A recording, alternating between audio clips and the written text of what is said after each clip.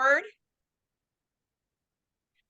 good evening. Welcome to the January 2024 Mangan Park Neighborhood Association meeting being held on January 25th, 2024 at 6 p.m. My name is Jennifer Holden. I am the Neighborhood Association lead, and we have a great evening lined up. But first of all, I am going to announce that based on my notes, this meeting is our 4th anniversary of the Mangan Park Neighborhood Association meeting. We have been working together for 4 solid years. It's been a great time. I'm looking forward to many more years to come. But I want to welcome all our speakers to you. You're here for the 4th anniversary. We've made it. We're here. And so our lineup this evening is public safety minutes with Council Member Caity Maples, Chief of Staff Ryan Brown. You are going to get to talk to the man himself about what you see going on in our area, and followed by David Augusto. David, I want to make certain I say this right. You are the Deputy Director of Community Engagement for the Mayor's Office. Did I get it right? Yeah, you got it right. Thank you. Excellent. David will be here to talk to us about working with the city on community engagement, followed by a presentation from the AB 617 committee, your neighbors in the South area who have been working to bring air quality monitoring and resources to the South area. They'll be talking to you about the work they have been doing and hope to be doing, and anything else so that you can perhaps engage and participate in the process as well. So it's a great evening lineup. I'm looking forward to the conversations, and let's get started with the first one. So Ryan Brown, good evening. Welcome to Mangan Park. How are you today? I'm wonderful. Thank you for the kind welcome, Jen. I am so incredibly excited to be with y'all this evening. Those of you who haven't had a chance to get to know me yet, my name is Ryan Brown, and I have the pleasure of serving as Chief of Staff to Sacramento Vice Mayor Caity Maple, representing beautiful District 5, Oak Park to Valley High, generally speaking, the South Sacramento Highway 99 corridor, and which includes Mangan Park. And in our office, we have 17 neighborhood associations. And so each one of our staff members is assigned as a permanent liaison to our neighborhoods. And I am Mangan Parks. And I am so honored to be helping to open up the 4th anniversary meeting of MPNA for such a relatively geographically small community. Mangan Park Neighborhood Association has really had an outsized impact on the city, our operations on the council office, even when I was in the other council office, and over the last 4 years.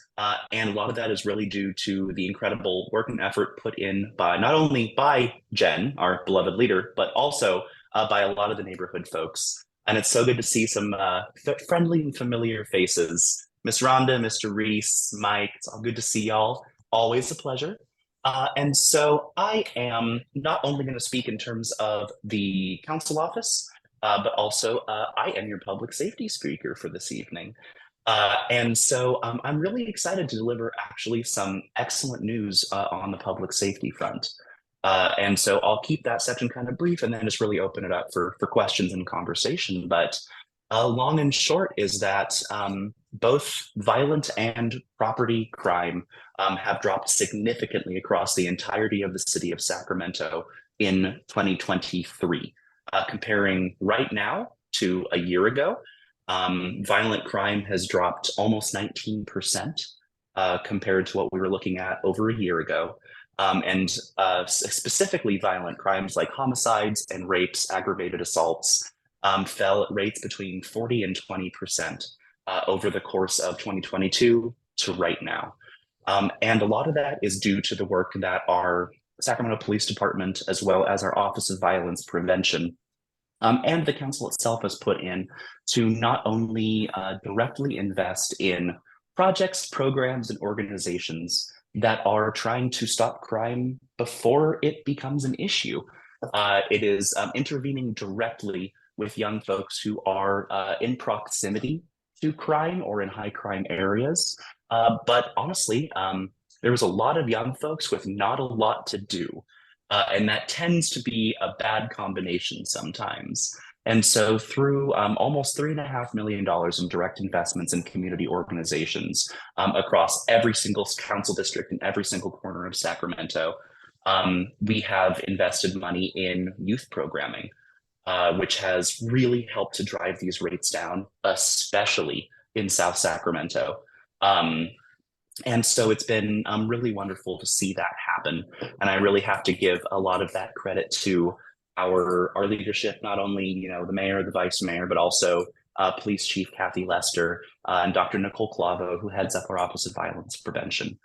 We're very lucky to have them running, I'll say running a tight ship, I think is the phrase I'd like to use. And it's really paid off in dividends for neighborhood safety across every corner of our town.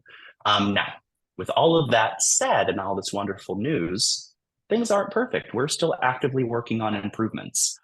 We are working very closely with SACPD to identify problem spots for property crime in District 5, which, as a reminder, it is our district is Oak Park, Hollywood Park, Mangan Park, all the parks, North and South City Farms, Brentwood, Woodbine, Pollock Ranch, Parts Parkway, a little swath of Meadowview, and Valley High. Which I'm very impressed. I got off the top of my head, actually.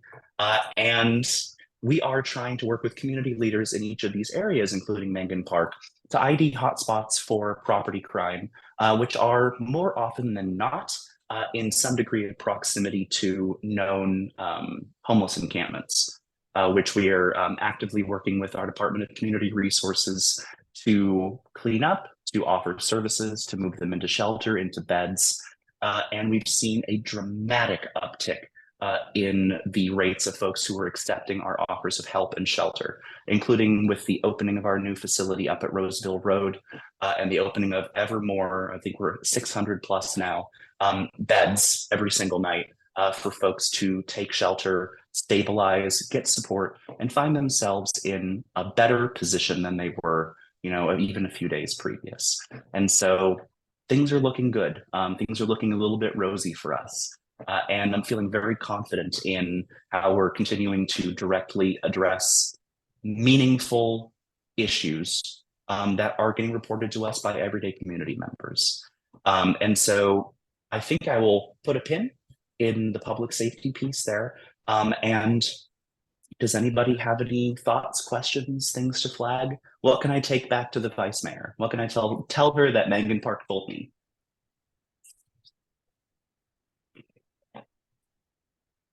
I did not expect this to be a quiet crowd. I think they're digesting. You had some very interesting pieces of news in there that we haven't heard before. So I think they're sitting there kind of I know it's processing on it a bit. So, you know, go ahead and just speak up if you do have a question. I'm not certain we'll do the formal raising hand since we seem to still be processing. I think it'll work. Yeah. I mean, like, bottom line, what are y'all seeing? What's happening in Mangan Park? What are the issues you're facing? And I know that Jen communicated a lot of those to our office through Mike this week, but I want to make sure that I hear from y'all directly. Can you hear me? Yes, sir. Yeah, my name is Herman Smith. And to address the issue involving young kids, I think they should be taught things like the stock market, astronomy, algebra, geometry, trig, and calculus. It's how you view it. Like, for example, algebra is going to the store. You exchange compensation for an item. Geometry, you're building a structure. You want to live in it. Trigonometry, it's how do you get home? You're using a triangular measurement to try to get home. Calculus, what's that used for? When they used to sell ships, they knew the number of people on the ship. Like, for example, you have 10 sailors. And if you give one a sandwich each day, that's 10 sandwiches per person, which is 100 sandwiches for a 10-day mission. Do you understand? So coming back, you require 10 sandwiches, which is 100 sandwiches. So what they would do was put on one side of the ship 100 sandwiches, other side of the ship 100 sandwiches.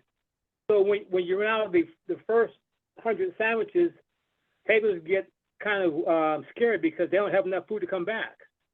So that's how they use calculus. to calculate what they need for their mission. I think kids could be taught that. And also the stock market, relatively simple, 1791.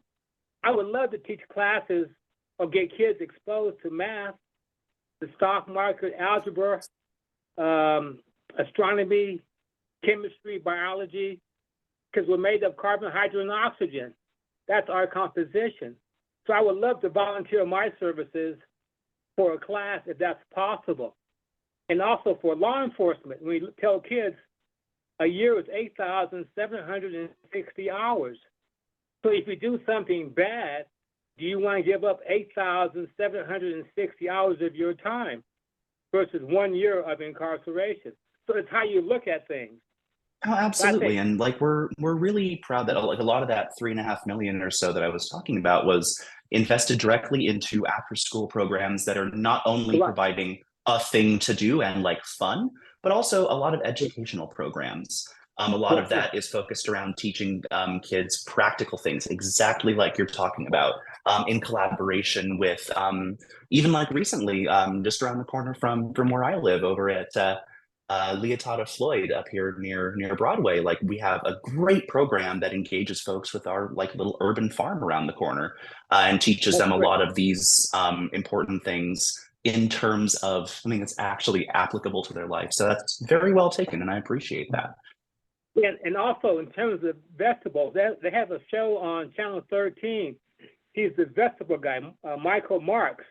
He talks about vegetables, like for example, apples breathe, and like for example, when you drop one, they're made the cells are made of a lot of water. So when you, air. So when you drop an arrow, the cell structure breaks, and the apple goes sour. So you can learn a lot from him in terms of vegetables, what they're used for, how they're grown, and why they're so expensive. Like last year, potatoes, the weather had a bearing with the cost of potatoes. So weather has a bearing with the with vegetables, with fruit.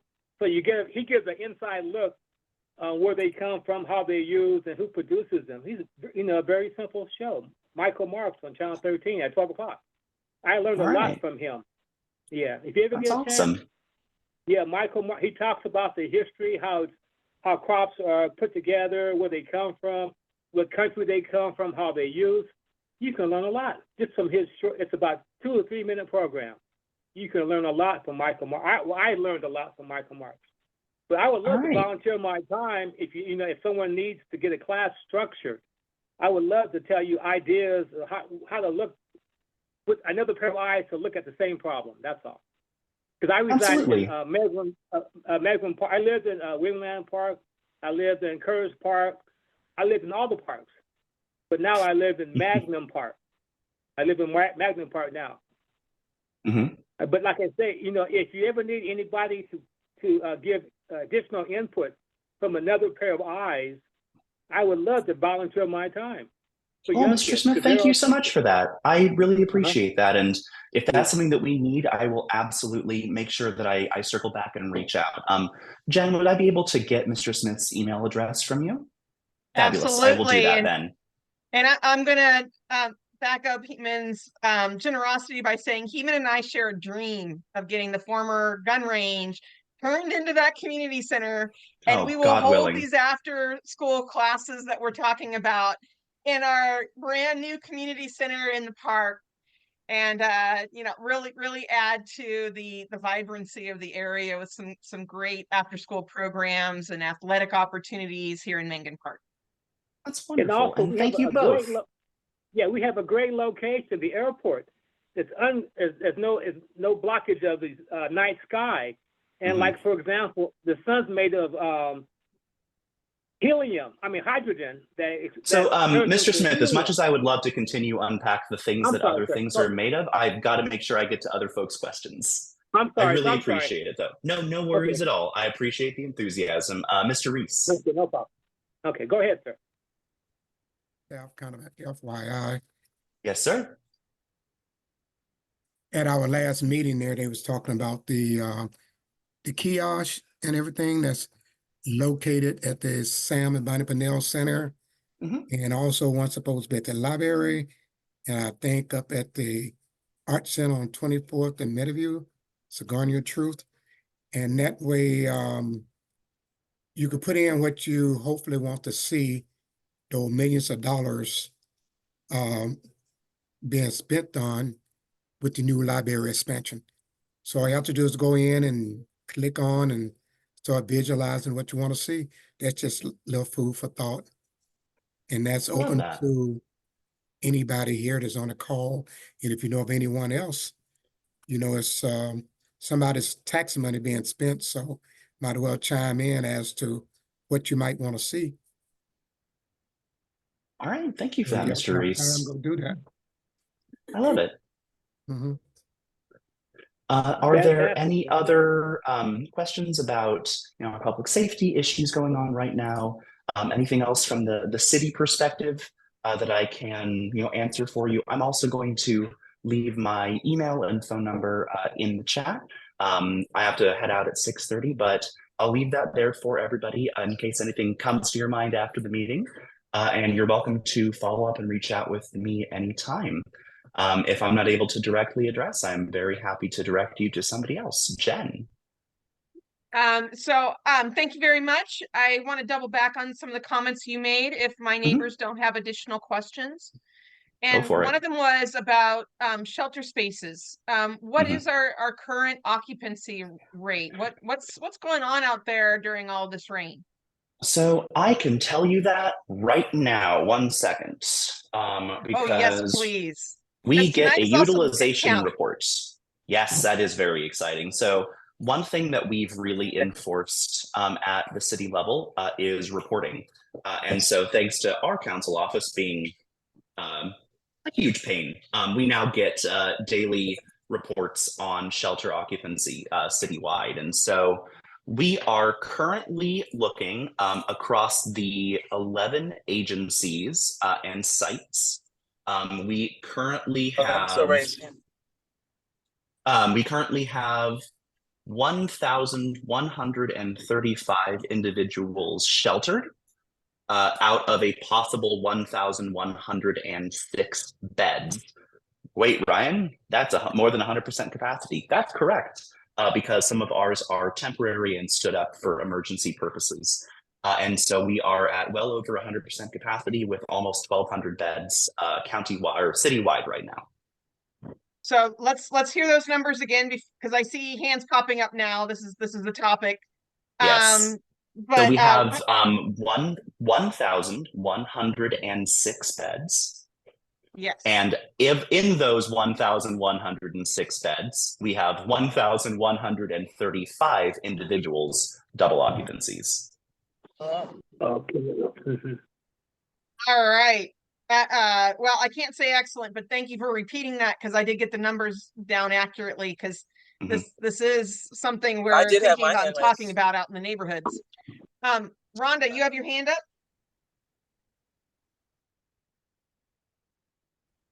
Oops, I think we might have lost her at the exact worst time. There you are. What's up, Miss Rhonda? I'm traveling on the road.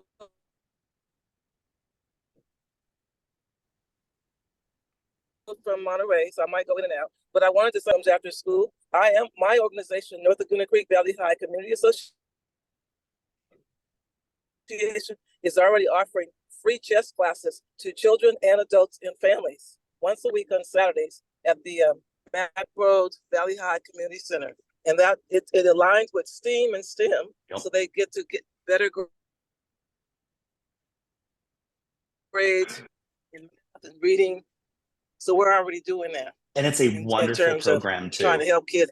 It's something that our office was happy to contribute towards this year. Yeah. Yes, it was our pleasure. Yeah, I appreciate you, Caity, for helping to sponsor that. But we are the co-host and we're sponsoring it too. So if you want to, it is our job to invest in stuff that works, and that program works. Yes, it does. So I just wanted to point that out. Also, in terms of safety, what's the city doing about the area of Mack Road and Center Parkway? But that's a lot of trouble there. Mack and Center. Talking about Evergreen Square? Yes. Oh Lord, yeah. So I am very well acquainted. Yes. My office was actually in one of those empty storefronts at Evergreen Square for all of 2022. And so I got very intimately familiar with the issues. So it has significantly improved over the last 4 years or so since the property went into city receivership due to the overall dereliction of duty by the owners. And so about 3.5 years ago, the city of Sacramento took management control over that complex. And since then, the violent and property crime incidents have gone down between 70 and 80%, depending on the month. They have active security patrolling at all hours. And we are no longer getting constant, endless calls and claims. And not only that, but the graffiti has been abated, and we've really seen improvements to the cleanliness in that general area. So while it's not perfect, I'm thrilled with the progress that we've made. Good to know. Thank you. Yes, ma'am. What's the cost to run that? I'm sorry, go ahead, sir. Oh, no, I just go on. Yeah, what's the cost to run those 1,106 beds? What's the administrative cost, the yearly cost for that program? So the yearly cost of that, well, so I don't have it for specifically the beds alone, but for the city's entire homelessness approach, which includes our outreach teams, our medical facilities, our shelter beds, et cetera, it's around $30 to $35 million. Oh, okay. $30 to $35 million per year. Roughly, yes. Oh, okay. That's about $2.20 a second. So I can see the need to have additional beds, because that comes to, I think it's $7.20 a second to run that program.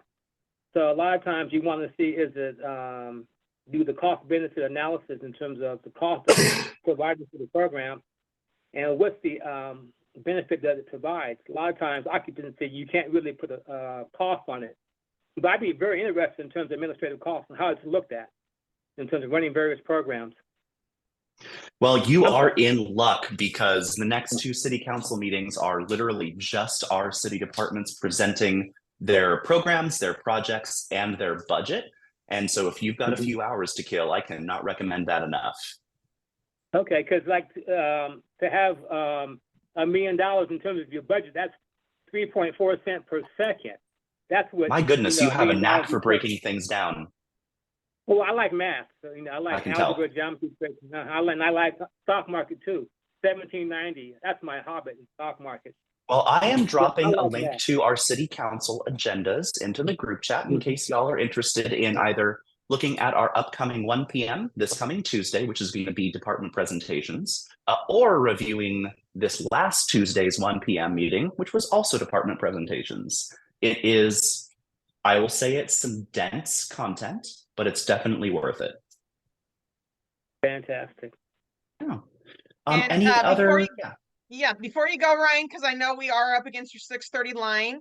I can Matt budge King a little just bit. joined us, and Matt King and I have agreed that we want to bring the Rock the Block Habitat for Humanity effort into the south area of District 5. So this is the official notice that Matt King and I have talked, and we want to do this. Oh God, if the two of you set your mind to something, there's no stopping, so we better get on board. All right, that sounds amazing. I mean, Habitat runs such a good program. They've done such good work for so many folks, especially seniors in Oak Park.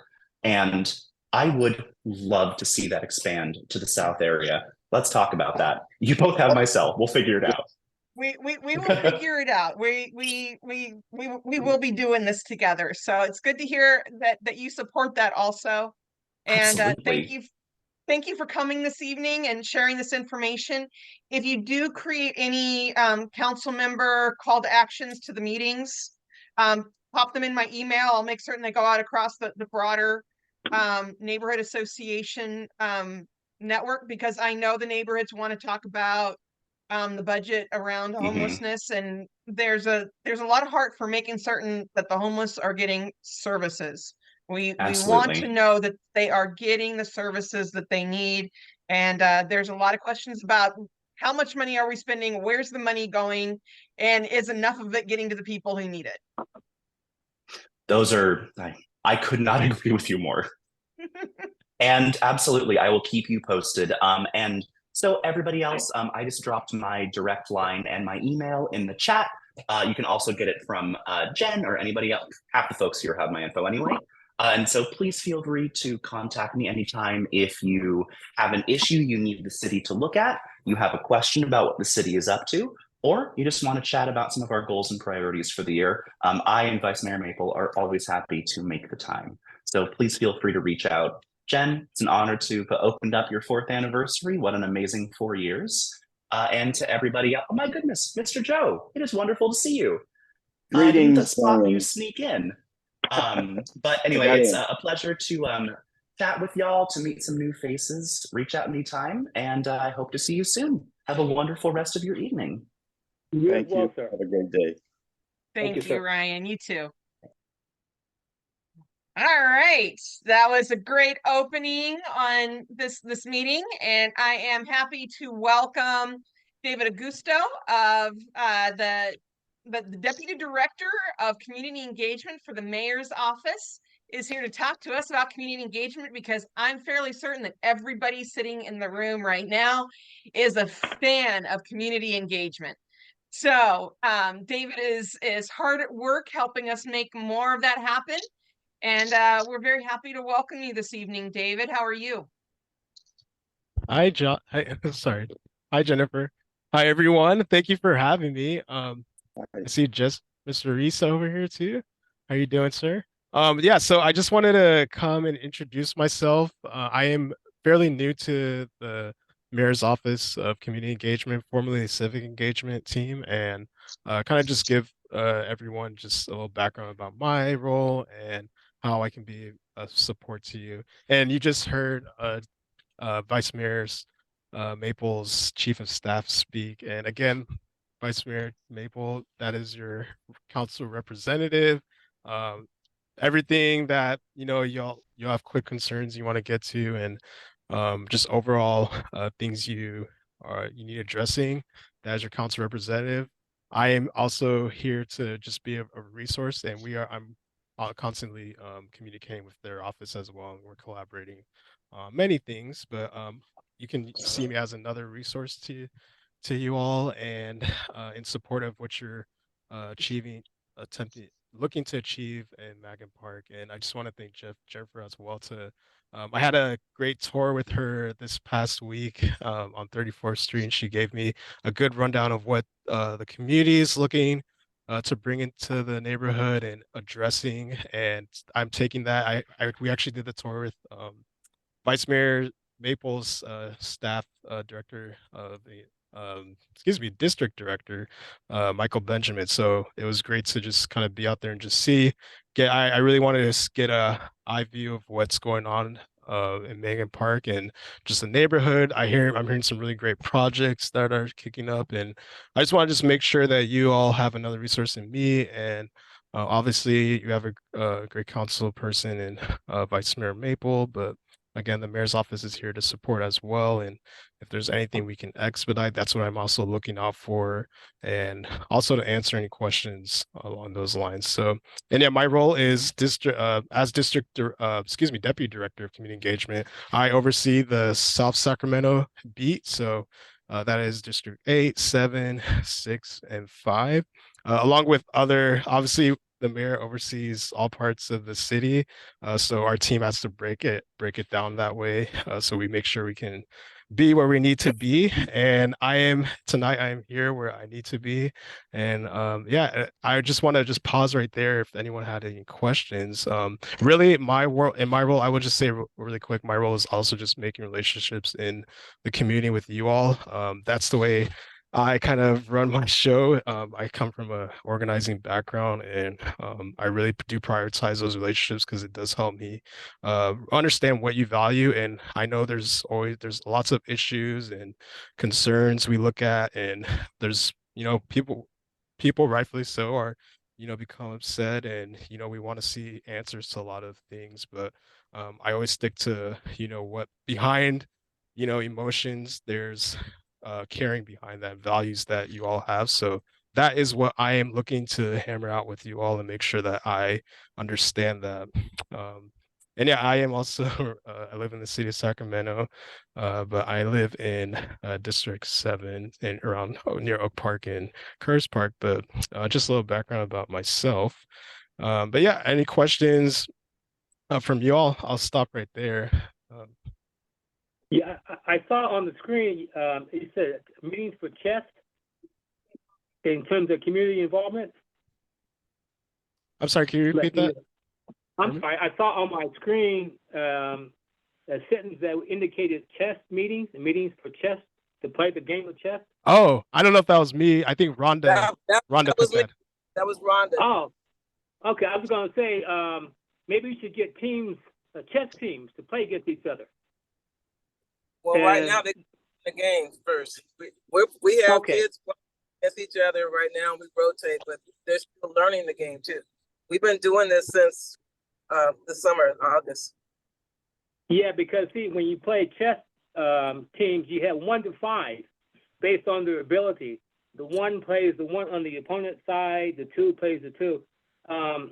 Chess is great, you know, in terms of the first. So I thought he was the one involved with the chess meetings. I saw on my screen it said chess meetings. So I thought he was involved with community involvement.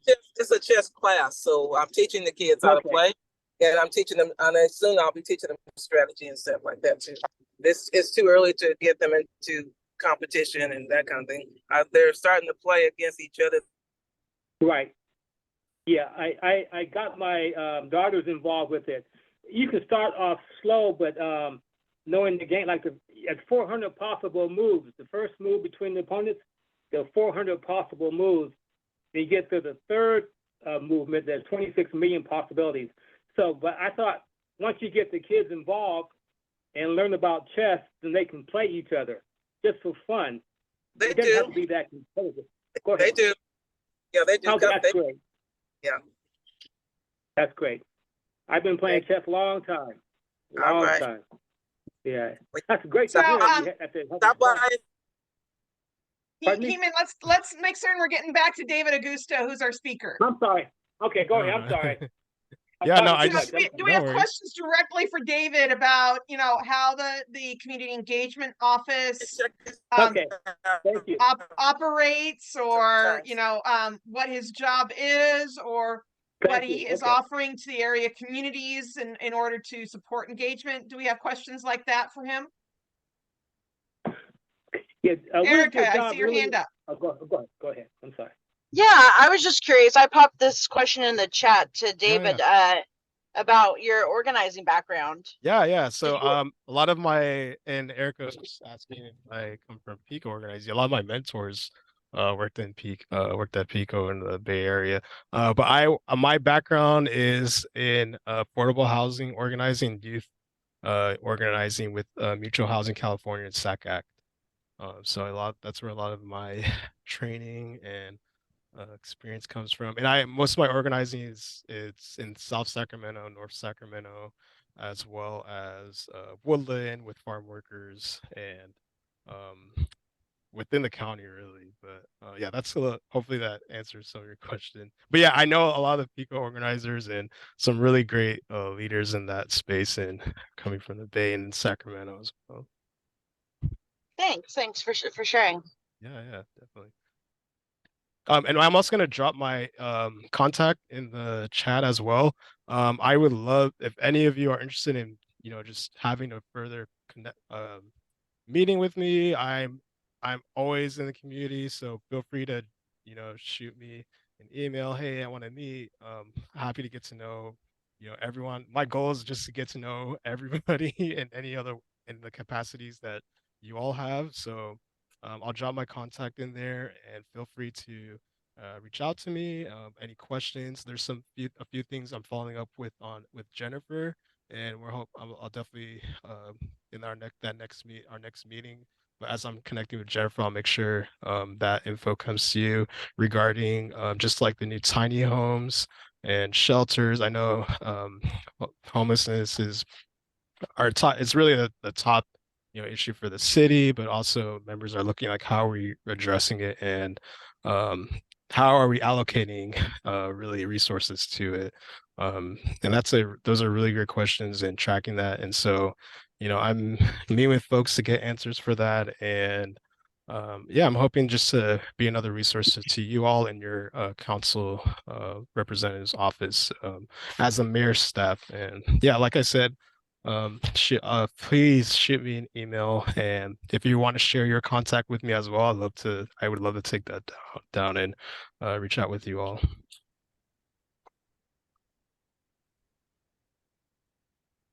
And Rhonda, is that you raising your hand in the car? Oh, you're on mute, sweetie. I'm sorry, yes, but I'm not driving. Do you have a question for David? No, I just need to take it down now. I'm done. All right, got it. Thank you. Sure. Well, other questions for David? I made it. Hey, Vincent, Hey, welcome. Vincent. Good to see you this evening. I was wondering when you were going to make an appearance.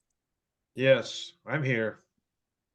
Excellent. And we are currently talking to David Augusto, the Deputy Director of Community Engagement for the Mayor's Office. And he's kind of given a little opening talk and is now taking questions. So that's where you're coming in. And I see that Herman has a question. Herman, what's your question for David? Hi, David. This is Herman with the Sacramento Environmental Justice Coalition. Hey. We're very concerned about the sweeps that Sacramento PD are conducting with the elderly and disabled, especially during this weather. A tent is survival gear for an elderly and disabled person. And how are you guys responding to this? And is there any way to mitigate through this so the elderly and the disabled are not just left on the sidewalk without survival gear during the heavy rains? Thank you for that question, Mon. I'm not aware of the police doing any sweeps. Now, I do know if when there is for instance, something's thrown into 301 and they're looking to follow up with the encampment and whatnot. I know DCR is typically called out, and from my understanding, police usually comes out if there is something to the effect of impacting public safety or crime being committed. And then while DCR does come out, the community response team, and they are typically the ones who help navigate the homeless and camp or the unhoused to resources and whatnot. If they're offered shelter, if they don't if there's no shelter available or they're not interested in taking that shelter, then it gets I believe it gets moved to that position of like if it's impeding on encroachment. So if it's on a sidewalk or whatnot, then DCR will come in. Well, not necessarily DCR, but typically the encampment will be moved. But I don't believe police is actually committing sweeps. Now I know there has been if I don't know if any of you have heard of the tiny homes that have opened, and I know Jennifer and I were talking about this regarding the number. So I did confirm, Jennifer, those 240 tiny homes that have opened up with access to water, sewage, so they're climate controlled as well. And I think, and I mentioned to Jennifer, as those homes are being built, or excuse me, organized, they are really trying to expedite that. So getting people in and then continuing to build out the infrastructure. So I'll put a link in as well to share more info about that. But the goal of the goal of those tiny homes is to help mitigate the pressure felt on well, really in the neighborhoods with folks moving in. And it's not the most permanent shelter, but it is a roof over the unhoused the heads of the unhoused. And but regarding the sweeps, there is no sweeps. The city does not conduct sweeps, but I do know if the unhoused are offered shelter and they don't take that. Typically, they are, I believe items are moved, but it's in regards to critical infrastructure. I'm not sure which do you know what encampment you're Yeah. I can definitely look into that though. Yeah. Sorry about that. Yeah, no, that's fine. You know, we have to move on with the conversation because of time, but let's talk offline. Yeah, definitely. I put I'd our love to website connect. link out Yeah, there because appreciate that's that. important to us to what's happening specifically to the elderly and disabled. Yes, We really yeah. need to prioritize them. Yeah, and that is a priority, and that's the goal with these tiny homes. It's supposed to offset that, and I think a lot of when we do interact with a lot of the unhoused, as far as offering shelter, what we've come up against, or the city has come up against, is really folks kind of not taking it because it's away from what they know. It's away from resources. It's away from the community they know. Yeah. So the tiny homes are our way to like kind of bring that even more like closer to home and like I said, like refer the heads. But again, it's not the permanent solution. But with the elderly and those who under very like hazardous conditions with environmental changes and weather, that is the hope that they do take that shelter, especially because it does have it is climate control as well. So it's another option I will say in the hopes of getting those who are most impacted, or excuse me, the most disenfranchised unhoused folks with disabled and elderly. But yeah, I would love to definitely see. And then like I said, please let me know if there's even on this call, especially if you're seeing something like that, or you're seeing an encampment that you have questions around, or how the city has responded to it.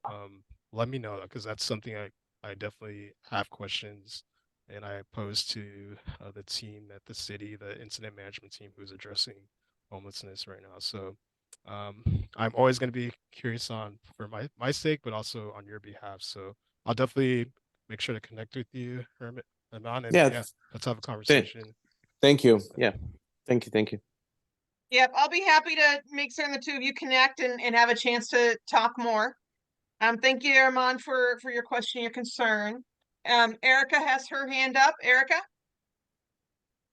I'll just make this quick. So I do have a question, and I want to give a little bit of context really for you, David. So I went out and shadowed the city county outreach partnership team yesterday, and the city is doing sweeps. In fact, there are about 20 young people in their 20s and 30s that got swept from around Shasta and Diaz, and they're all over by Stockton and the Landing Apartments now. And there is a young gentleman out there who has a wound vac machine, so it's draining from his leg, and it needs to be changed every 3 weeks, and a nurse has to come out and change it. And so I would just encourage you to maybe learn more about what's happening there. But I would like to know, so if you could go back and ask the mayor, and if anyone in the meeting is here for Caity Maple as well, why is DCR not participating in these outreach teams as it's been stipulated in the partnership agreement? So DCR is completely absent now from doing outreach with the county. And do you know who from the city was part of the outreach team with the county, Yeah. or was it solely? Yeah, they had staff coming out, Hezekiah and Ben. Okay, so they're part of DCR. Yes, but they don't go out to the outreach teams, but they participate because they're in the supervisory role. But there were actual DCR staff that were coming out in the partnership teams to do outreach in the field, and they're the only ones who can actually have that front access to the shelters. And my understanding is that the Roseville Road, the county can't even do any referrals to the Roseville Road shelter specifically, so that police can go and sweep people and then say that they're offering shelter. So the police are the one who really have that front access to Roseville Road Shelter. That's all. That was my question. Okay.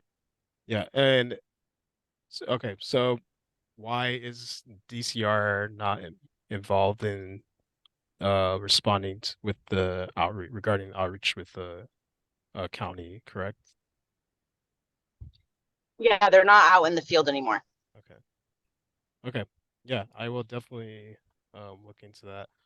I know, I believe um I don't know if county sheriff has also been I believe county sheriff may also be a part of the team at Roseville Road, coordinating things, but I'll confirm that. And yeah, so yeah, that's not too far off. I wouldn't be surprised. Okay, yeah, let me look into that. And let's see who's actually in the field. So regarding outreach, and so but you've mostly seen Ben and Hezekiah in that role, if there's anybody from DCR. There are a lot of emails, but they're not out in the field. And usually they designate staff, to go out in the field. But Right. the last meeting that was had, they were not present. Okay. All right. Thank you.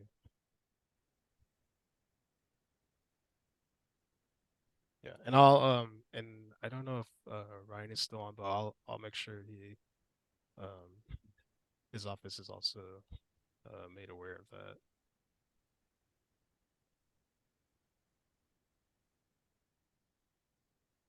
Thank you very much, Erica, for your concern and relaying that information. There, there is such a high demand and resources are stretched so low. Keeping everything straight is a challenge. So thank you for raising that to our awareness. And we are coming up against a bit of a timeline here. So I'm going to move from questions from everybody to kind of a closing question for David, because you do have here neighborhood leaders from a variety of areas around the city. Mangan Park is the Switzerland of the South, so everybody's welcome. And so if you are in the Office of Community Engagement, what are some resources that these varied communities can hope for or expect through working with the Community Engagement Office? What should we be reaching out to your office for, and where can we find those resources?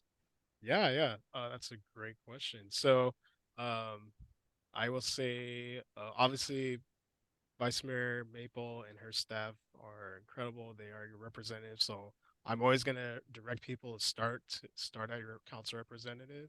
And with me myself, if there's the things in regard to no response on things you've been pushing towards the city or departments or permitting, if you're throwing in 3-in-1s, often my concerns are like there's no limit to it. So if there's anything I can support in getting questions for you answered that you're not finding any answers to, feel free to divert them to me. And the hope is I can help with expediting that as well, and as well as navigating what that looks like. So it really depends on what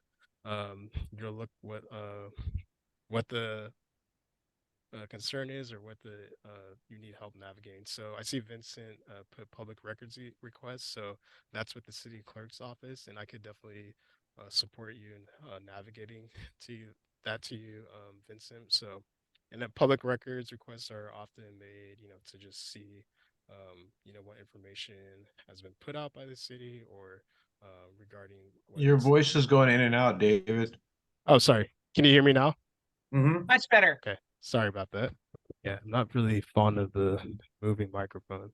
Yeah, so anything regards to navigating, getting that information or starting a process, whether that be permitting or getting a public records request like that, with the department, I can definitely support you in connecting you with the proper city staff and making sure that they pull you, they walk hand in hand with you and getting you that answer. So yeah, it really just depends on, you know, whatever you are looking for. And if there's something you need support in expediting, yeah, we'll do our best in our office to help you do that. And obviously, I think I feel like many of you are pretty informed on this, but I always like to reiterate if there's I encourage everyone if there's things you're seeing, whether it's like code and whatnot, or excuse me, code or things in the neighborhood that you need cleaned up, 301 is going to be the best place to push that because that censors it back to your city staff, your council representatives, our office as well. So make sure you fill those forms out properly with the information that you need those offices to know, and we're going to see that as well. So I always, yeah, make sure that if you haven't done that before reaching out to me, I definitely encourage you. So it's not just myself seeing that, but everyone else who needs to be informed on what's going on sees that as well. Yeah, hopefully that answered the question. But yeah, again, my contact's in the chat, so feel free. I can definitely double back with anyone who has particular questions and kind of have a conversation and or a meeting with you all offline. Sounds good. Oh, and before you go, David and I, when we were walking 34th with Michael Benjamin, we talked about organizing a neighborhood leaders tour of some of the county homeless shelters and homeless sites. And if you are interested, put a note in the chat. Let us know if you're interested. I'll make certain that when we get that organized and dates and places, we can make certain that you're definitely on the invitation list. Let us know because I think it's time for all of us to get out there and start walking those sites and looking at the programs and getting to know people and start shifting this from a game of appearances to a game of substance.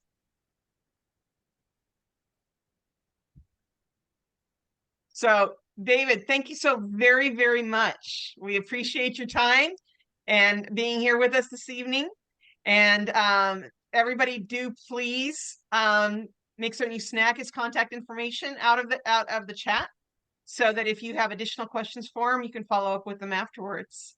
And David, you're welcome to stay for the SMA, well, the AB 617 with the SMA QMD and the 617 committee giving their report. If you're welcome to stay and learn more about that, because that is definitely a happening South area conversation at this point in time. I will be here, yes. And I saw Matt King's comment with some events. Definitely please throw those my way. If there's anything happening in Mangan Park, you know, you want me, our staff to be there, or the mayor, let me know. Please shoot those events to us and we will do our best. And if early as advanced as you can, that gives us more time to make sure we're out there. But I will always be the one to show face if anything, if you don't see anybody. So yeah, I appreciate that. And thank you for giving me space to be here and get to know Mangan Park more with more folks. So I got to meet Jennifer and she's giving me a space to connect with you all. And I'm excited to do that and continue this conversation in many other spaces around the neighborhood. Thank you. Thank you. And next we have the AB 617 agenda item. I'm happy to welcome Janice Lamb Snyder of the SMA QMD, that's Sacramento Metropolitan Air Quality District. And Rafe Porter is also with the Sacramento Metropolitan Air Quality District. Welcome both of you, but I don't want to pause right there because we have a bunch of hardworking volunteers who have been dedicating themselves with the assistance of Janice and Rafe to representing us and our concerns about air quality to the Sacramento Metropolitan Air Quality District. So I also want to recognize those volunteers.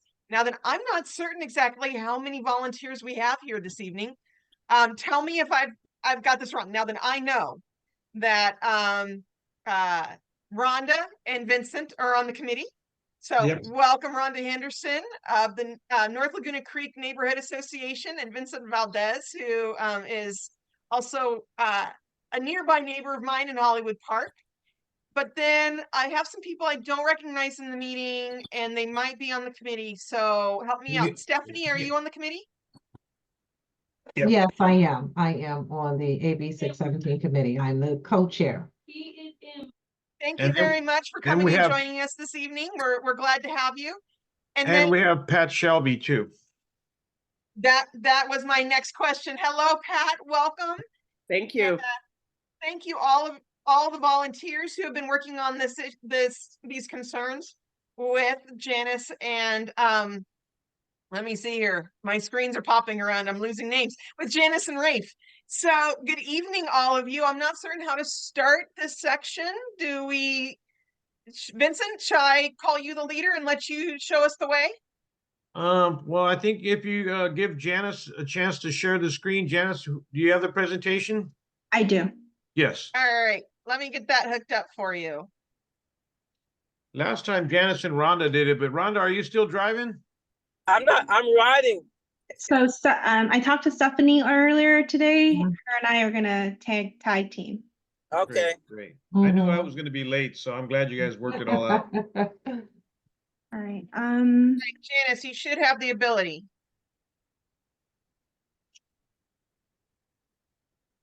I don't see the option. Oh, well, let's go advanced then. Oh, I see the option now. Okay, good. I guess it just took a second to go through the system. All right. All right. Do you all see my screen? Yes, we do. Okay. All right. Well, first, thank you so much for you all having us here tonight.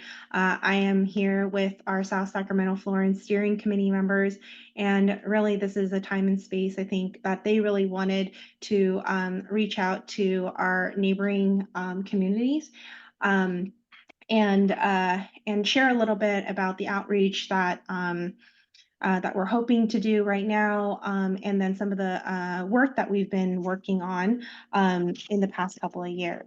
So with that, I'm going to pass it over to one of our co-leads, Stephanie Williams, to maybe share a little bit about who you guys are and what you guys are all about. All right, thank you, Janice, for that. And so again, we're here with the AB 617 South Sacramento Flooring Committee Steering Committee. And so, you know, a couple of the things that are our goals and what we are endeavoring to do is to really just to reach out to our neighborhood associations, our neighboring partners, and to talk to them a little bit about the work that we do, and also to invite you all in to participate, to hear your concerns in and around your air quality issues. And so starting out as we are a partner of the Sacramento Metropolitan Air Quality Management District, and we work closely with them on air quality issues and concerns. We have a number of goals that we are working on. One of those goals is to make sure that we are protecting and setting up measures that would address our communities that have been impacted by pollution, which are mostly disproportionately neighborhoods such as our Florin area and some of the other neighboring areas as well. One of our goals is to look at measures on how we can improve health by reducing air pollution. And so that's a little bit of who we are.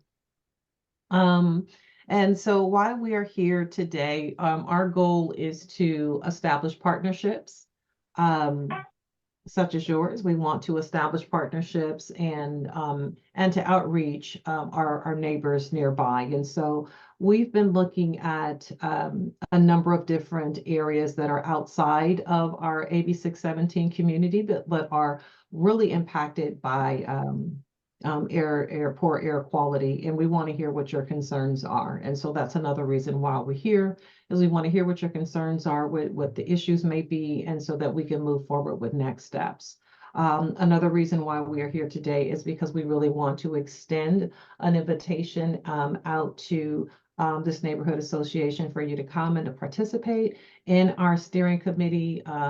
We meet every fourth Monday of the month from 6 to 8. And so as we were talking about and raising issues and concerns, and we are working on monitoring and what our plan is and what our focus is going to be from 2024, we really want to hear from you all so that we can incorporate that. We are also looking at doing some things in and around expanding our boundaries and our ability to partner with other groups outside of our designated area. And so we really want to hear from our neighborhood associations. And so we came out today to talk to you about that. And again, to invite you to join us and to hear your concerns so that we can try to incorporate that in with our plan and with our next steps. All right, with that, I am just going to go over just some brief background for those who are new to our AB 617 program. First, the purpose of AB 617 is really to identify local air pollution concerns and really find ways to improve air quality in our communities. And with that, there's a second part where the state also provides funding for these type of projects and what we call community air protection investments. And so while we continue to look at strategies from regulations or incentives or working with our local jurisdictions in trying to also find ways to maybe improve green space, things like that. There's lots of different ways of looking at that. So that's what this program is all about. Just what we have done so far. So our community was initially selected as a community monitoring community air monitoring plan community. What that means is that we were selected in 2018 to work with the community to identify concerns and to devise a monitoring strategy to better understand those concerns. And we have developed a community monitoring plan, and actually we're in the process of implementing that plan. We had 3 phases actually to this plan. The first phase was to quickly just deploy portable sensors out to the community so that there was information when there were wildfire events, so that there's some information for the community to protect their health. The second part of the plan was to deploy 6 monitoring 6 sites with more sophisticated toxics monitoring so that we can ultimately use that information to place what you see here is a portable laboratory with professional equipment that you see that we have deployed across the county. And so phase 1 has been completed, and what we have received from those data was at that northwest corner of the boundaries is where we see the higher emissions, and so that is where we located this portable lab. You could see here, this is our South Sacramento Florin boundaries, and initially it was actually a smaller subset of this particular boundary. The steering committee had a long, extensive conversation about expansion of the boundaries initially back in 2018, which we did. And as I stated in the first phase 1 and phase 2, we saw that the the monitoring were higher in this area. And so we really targeted to find an area to put the portable longer term monitor at.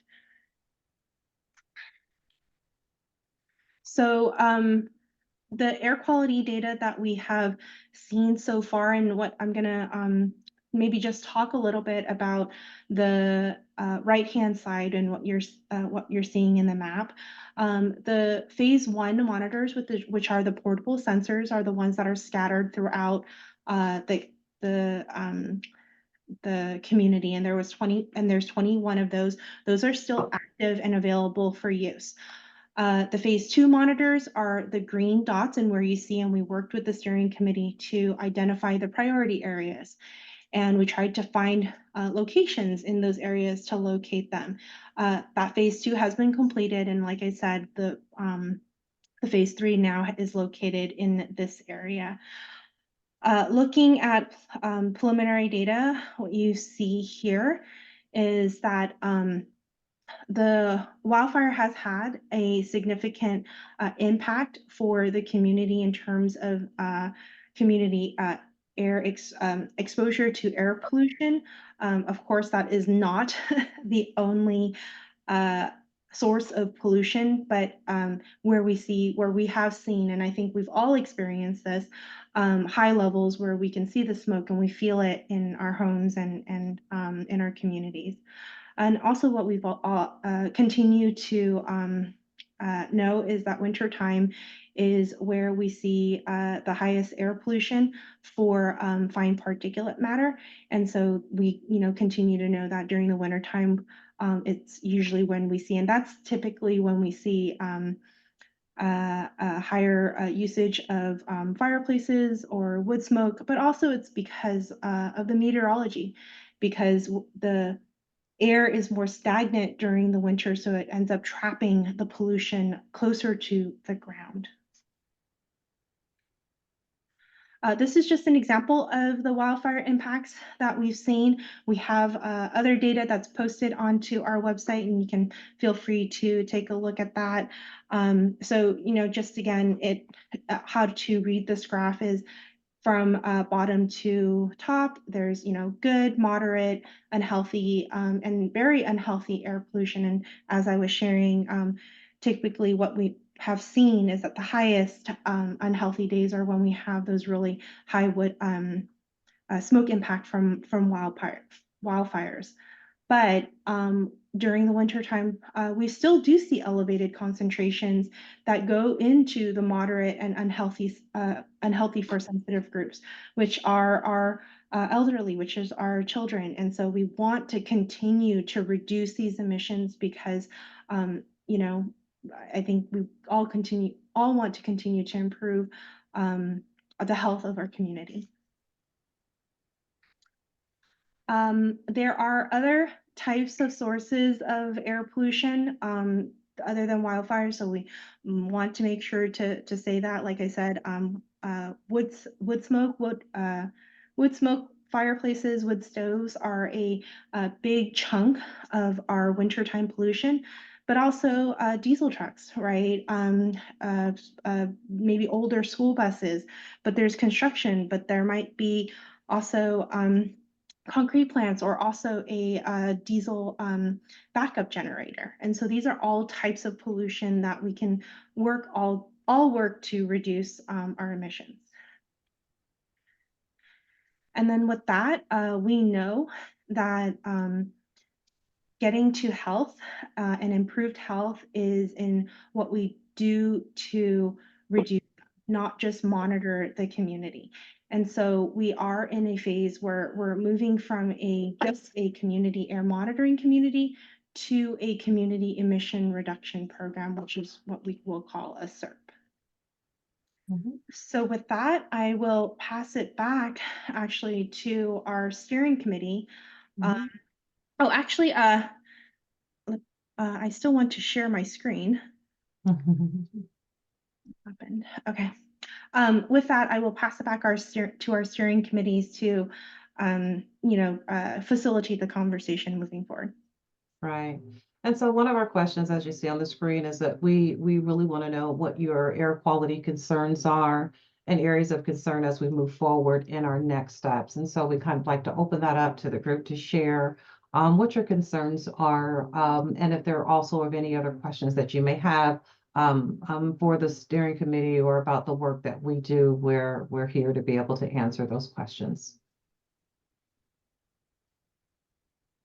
And with that, I release it back to you all for any questions or comments that you may have.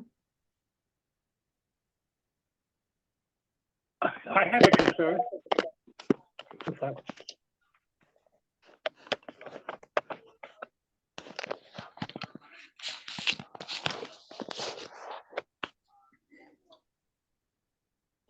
All right, so I'm pulling the screen. I'm leaving the Janice's presentation up, but I'm bringing myself back to full view so I can see as many people as possible. Well, I'll start it off. So, and because we talked about the corporation yard and the concerns we have around the activity of the city vehicles coming and going every day, the amount of fuel that's pumped there, and I went to visit it to do a little investigative reporting. Well, they stopped me at the security gate and told me to call 311. So that's why I asked the community engagement person. I have opened up a public records request, it turns out. And so, but what I did see there were a lot of there were a few Tesla chargers there. There were some, and one of the people that worked there told me there's charging stations in there. There's a big solar panel complex over the parking area. And so, I didn't get any answers about what types of vehicles, how many electric vehicles are in the city fleet there or anything like that. But I did get an email just the other day and it said my request was a little more lengthier than normal. And they said they would have something back to me by February 5th. So I may contact our friend who was on the meeting earlier and see if we can get it fast forwarded just a little bit. But those are just one of the things in the community around here that we've talked about for years. And so finally I went in there and got stopped at the gate. Wow. I didn't have an AB 617 badge. Okay. Can I make a suggestion? Sure. Sure. Yeah, there's a device that will extract CEO2 and also pollutants out of the air. It requires a lot of water. They're working on that device now as we speak. And the goal is to reduce air pollution. It absorbs the pollutants out of the atmosphere. But it requires a lot of water. And they're working on this device now. I think in the future, it's going to be used to provide more clean air in terms of extracting all the pollutants out of the atmosphere. If you get a chance, go online, look at that. Extraction of pollutants out of the air by using water to give a better air quality for the city. But that's forthcoming too. Does it have to be clean water? They didn't specify. They didn't specify whether it's clean or not, but it requires a lot of water to extract the CO2 and other pollutants out of the atmosphere. So that's the problem they're working on, trying to reduce the amount of water required to do that. But in the future, that's what the goal is to make the air or reduce the pollutants out of the air. We all know of the sources, and we try to reduce those. But the machine will actually reduce the actual pollutants in the air. That's what they said. Interesting. Right. So if you ever get a chance, go online, look on that. And I'm sure you'll see it online and you see the companies involved in making those machines.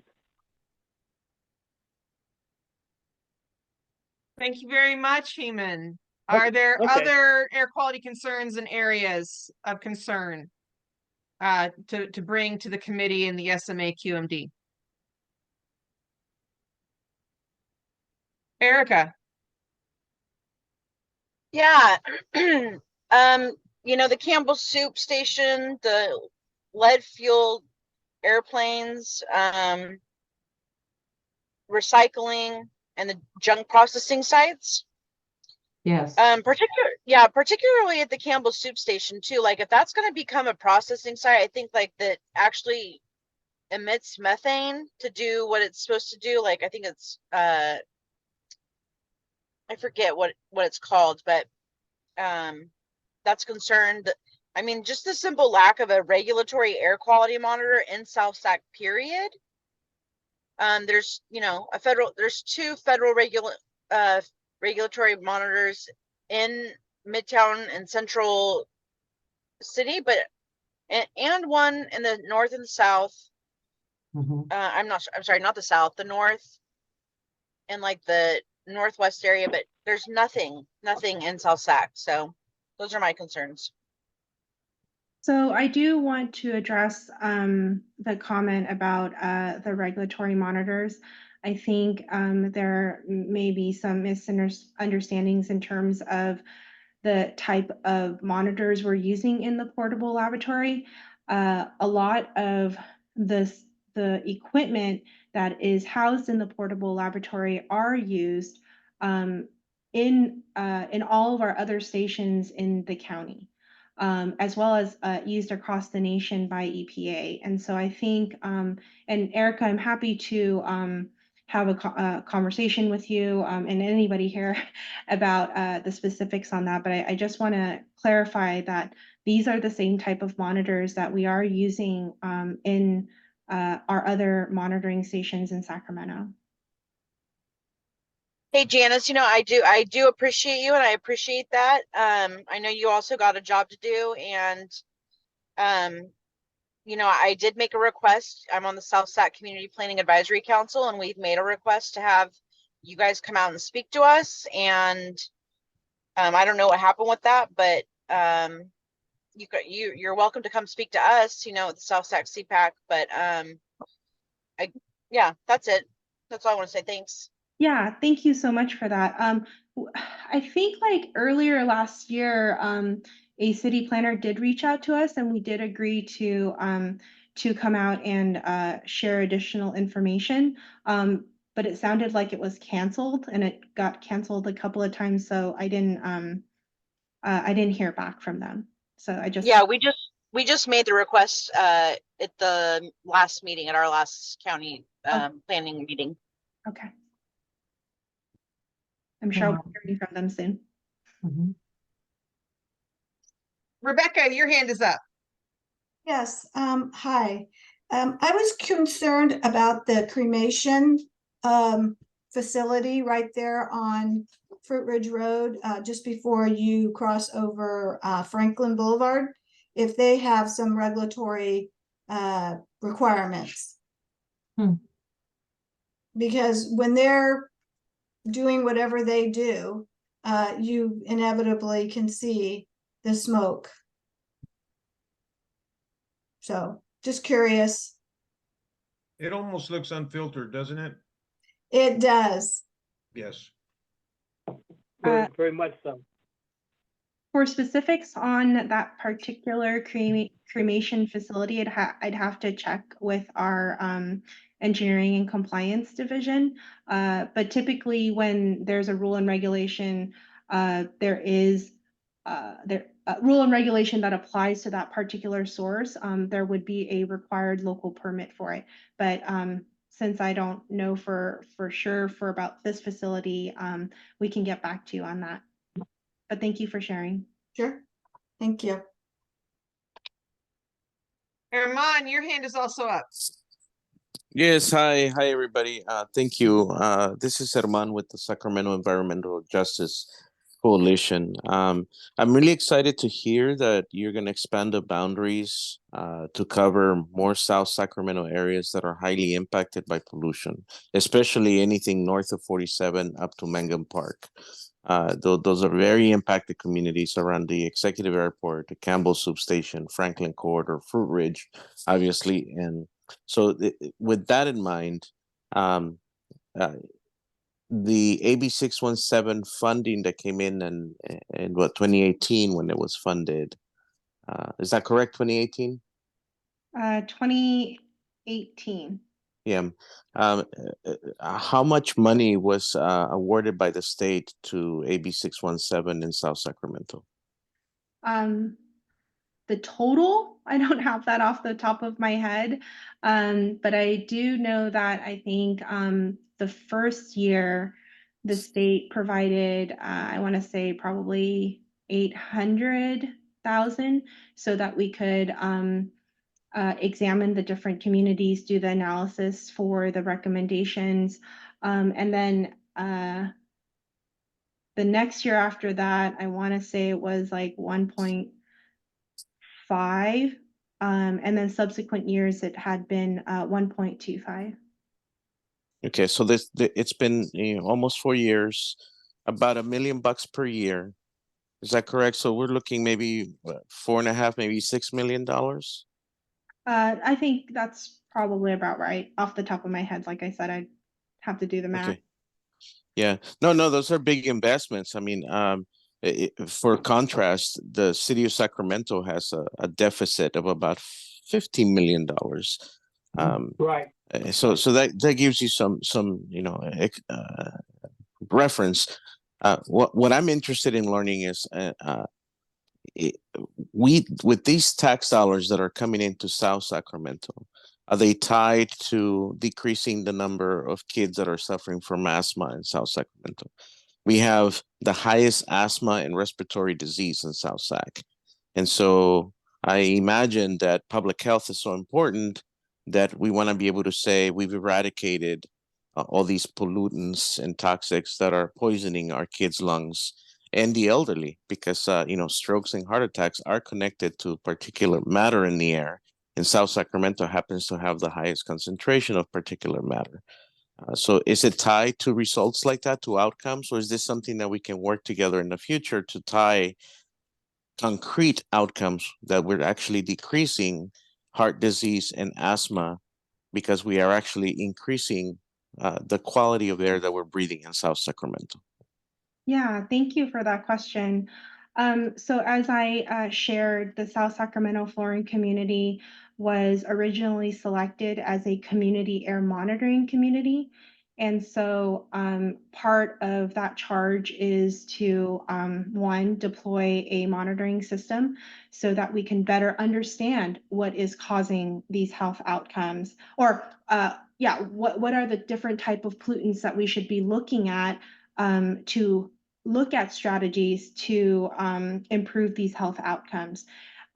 As starting, what we're hoping to do as our second phase of that is to develop local strategies exactly to, I think, get to your point of ensuring that the investments that we're making into the South Sacramento community is getting to reducing these emissions and improving the health of our community.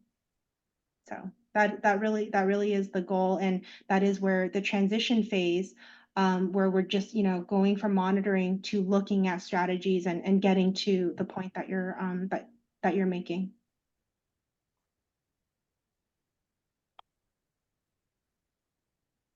Oh, well, thank you, Janice. So the SERP, so what's the timeline for SERP? So we can start implementing some solutions. What does that look like? So the timeline for the SERP is that the steering committee right now is, and steering committee members, please step in. Well, we'll like, do a share. Right now, what they're doing is, we're outreaching to outer areas. We anticipate to be selected when the steering committee votes that they would like to go to a SERP program. Then we would also make that recommendation to the state board, so the California Air Resources Board. We anticipate that if the steering committee does support that, then we would be selected and designated a SERP community in July of 2024. And so but currently, working on building that capacity, learning, more about what the data is saying, learning more about the different types of sources in anticipation of that. So all of the work is already being or started now prior to even being selected as a CERT community. And I'll add, prior to being designated as a SERP, we're already meeting as a SERP committee, and Barry has been a active participant with it on the committee. And so we've looked at a lot of different areas, and the corporation yard is one. And I'd like it added to our notes here, because I did mention it and I do live by it.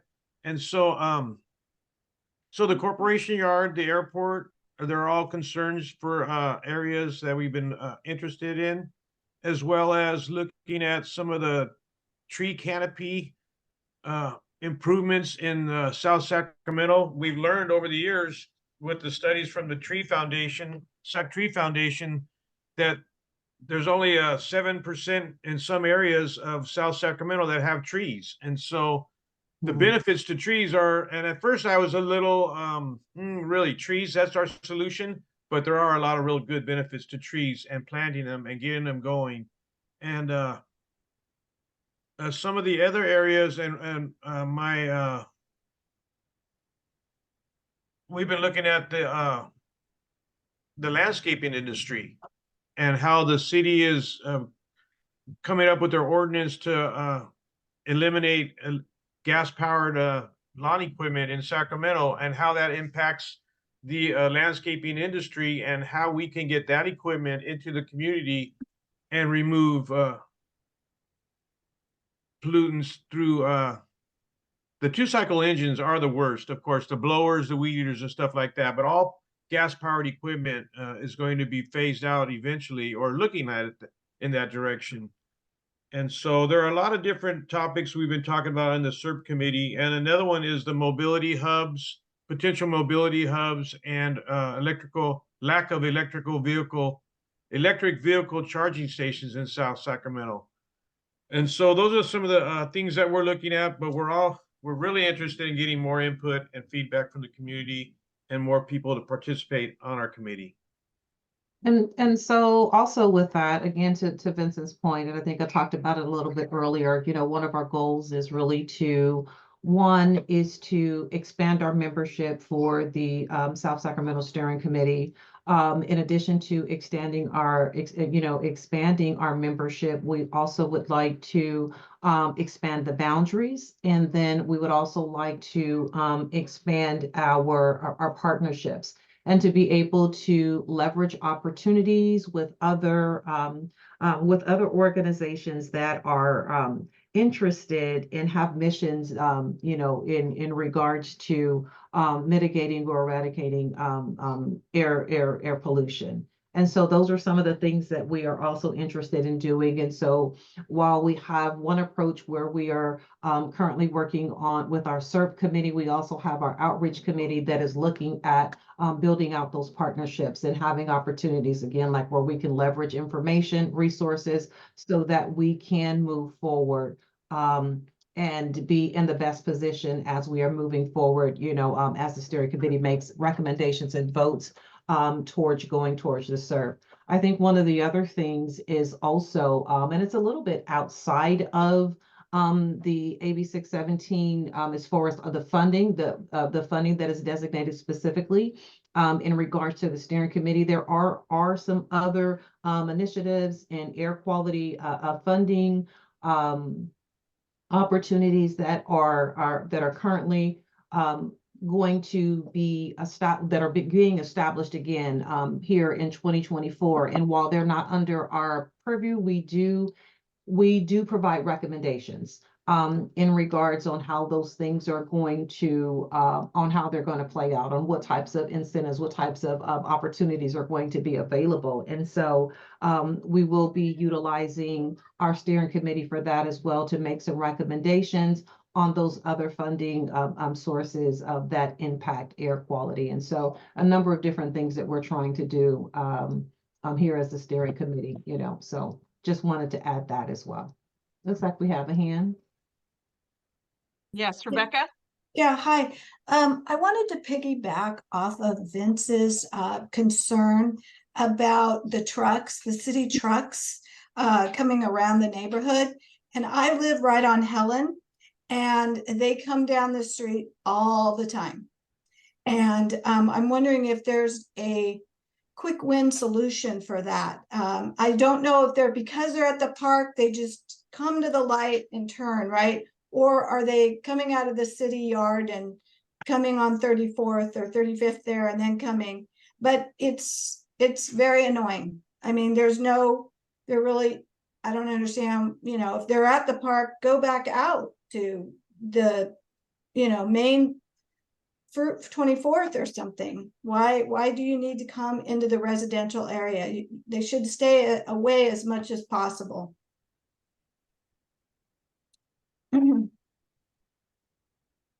Sorry.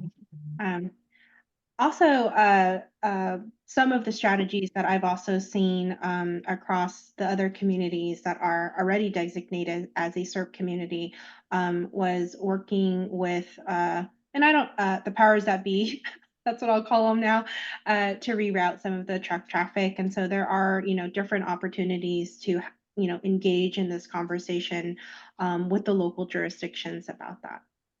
Okay. And I'd like to address that concern a little bit. There might be a different angle to look at it from, Rebecca. Maybe those trucks are coming out of the corporation yard and driving through our neighborhood. But I also know that it's very common for city and county employees to park on 34th Avenue in front of the former tree nursery, which is abandoned, and eat their lunch. So it's a quiet place. It is city property. They aren't bothering anybody. They're not in any parking lots. And it's real quiet back there. And they like to sit back there and eat their lunch. And I make it work for me because I can go pop in and say hi to them and find out what's going on in the neighborhood and if they're doing work in Mangan Park, etc. The best place to find them is on 34th Avenue. So I wonder if they're driving Helen, not because they're coming out of the corporation yard, but because they're on 34th for their meal break. And so they're using the light at Helen, since that's our only light in the neighborhood, onto Fruit Ridge. They're turning onto Fruit Ridge and heading down to the park or the tree nursery on their lunch break, their meal break, and then they're going up to the light in Helen in order to make a left turn in order to head back out into traffic. We might be seeing additional city and county vehicles in Mangan Park for that reason. They aren't always doing work. Sometimes they're just looking for a quiet place to take their hour break, make some phone calls, and eat some food.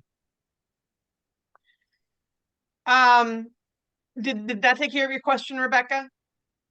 I do. I'm empathetic to that, but I would also want to state that they don't follow they race down the street just as well. So that's a concern of mine too. If they come down the street, that's fine, but they should be traveling at a reasonable speed. And everybody races down Helen, and we've asked for speed humps and we've been declined. So it's we're getting a lot of exhaust from all of that traffic. While everybody else is getting it, we're getting it even more because everybody uses the light to come down. So yep, and I know that's common when my friends visit me. They don't come out of my driveway to make a left-hand turn. They go down to 34th and go to Helen and use the light at Helen to get out on Fruit Ridge because it's really, they don't feel safe making a left-hand turn any other way. So Barry, I see your hand up. Thank you and good evening. I missed most of the presentation. Unfortunately, tonight is the same night as the Planning Design Commission meeting, finalization of CAP. Anyway. God bless you for your service. I'm just trying to keep up. With that said, I've got a couple of questions in regards to, I know I was fortunate enough to be in the meeting on Monday on the MQD meeting, so I think I may have actually already heard what was said this evening. But in regards to the steering committee's looking at to expand, just for my clarity, is that the extending the boundaries, is that up to the steering committee, or is that up to CARB or AMQD to make the steering committee boundary larger? I think it's a discussion with the steering committee, mostly. I think the last, so yeah, I think, yeah. Okay, I was just wondering because it seemed in the beginning the CARB and AMQD stepped in and recalibrated to which the steering committee actually had put forward from its inception. But I'll keep moving to that. As was stated, 2018 is when funding first started. I believe I heard correctly. So it's been 6 years of monitoring since, again, the inception of the program since 2018 now to 2024. So that's 6 years of data that has been collected through the air monitors, as was stated, that have been dispersed throughout Sacramento and South Sacramento. With that said, specifically speaking, South Sac, in 6 years, where are we in regards to that data telling AMQD and CARB that, hey, these are the results. So now, after 6 years, now let's move forward, as Brother Herman had stated, what needs to be implemented to stopping the asthma, the respiratory ailments that what is it? I believe 6 medical entities throughout Sacramento have reported that both Black and brown individuals have the highest number of asthma and respiratory ailments in Sacramento. So again, putting a finer point on it, it's been 6 years of data collection. After 3 years of data collection, we should have been implementing now in year 7.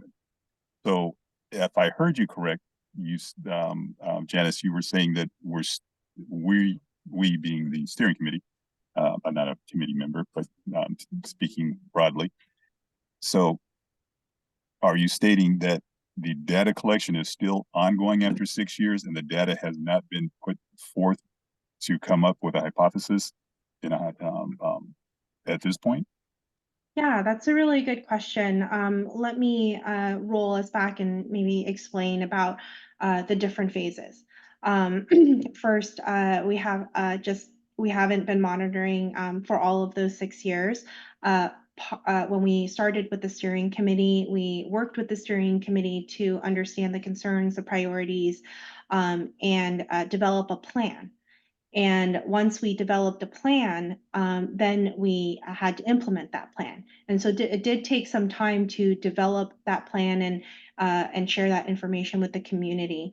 What I am showing on, am I sharing my screen, Jennifer? I just wanted to. Yes, you should still be sharing your screen. Okay, great. On our air monitoring, on our air quality website, if you click on here, you go to community air protection. You go to community monitoring. The phase 1 was the portable sensors that really was to give us an idea of low, medium, and high, right? And to be that immediate tool for the community to use when there were wildfire events. That was what our steering committee really wanted to immediately be able to put out. And so we did that. While we were working on the plan. And you can find that information here on our website. Then we monitored it, for phase 2, which was in August of 2020 to November of 2021. We wanted to know more specifically what caused some of these higher concentration, or these concentrations here collected from our portable monitors. So now from the phase 2, we were able to better understand that the northwest corner of the community where we saw higher concentrations, and so than the rest of the other parts of the community. So then we worked to place a portable laboratory there, which we just had started in March. And I will say that while we are getting ready to, get the portable laboratory procured and everything like that, COVID hit. And that really set us back in terms of being able to even purchase the equipment, to be able to have people build it. And so, so that also caused a bit of a delay for us to put the portable laboratory out there. So hopefully that was helpful. Janice, this is Rafe. If you don't mind, I would like to chime in a little bit as well. Sorry, everyone. Rafe Porter. I'm program manager of the Transportation and Climate Change. So we oversee the incentives portion of the work at the district. While that's been going on and while the monitoring has been happening, we've actually been working quite closely with the steering committee on what are some of the projects that you would want to see incentives right now. While we aren't in a SERP, we still have the ability to spend some of our traditional incentive funds within the community. So we've done just that. We've provided quite a few projects. We've done some zero emission school buses within the community. We've provided Pepsi bottling company with 16 zero emission heavy duty vehicles. We've provided Southgate Parks and Recreation with zero emission lawn equipment, some vehicles, and some charging infrastructure. And we've installed a few chargers within the community as well. And we're about to do another round of incentives probably in the next 60 to 90 days. And so we'll be reaching out to the steering committee again to get their input on what are the projects that they want to see in the community, and start to try to get some funds there. So while the monitoring's been going on, we have been working with the community to also get some funds. And then when we transition to that SERP, we'll have a lot more flexibility in how we can use some of our CAP funds to put into the community and the projects that they really want to see. So thanks. Thank you so much, Rafe. Following up on Janice, what you were stating in regards to the lab, so it's, make sure I heard you right, the construction of the mobile lab started in March and is looking still to be completed. I just want to make sure I heard you right on that. No, the monitoring started in May, right? Started in May, and we're still continuing that monitoring now. Okay, yeah, that's why it wasn't making sense. So I was like, wait a minute, I thought that thing had been up. Okay, yeah. I'm with you.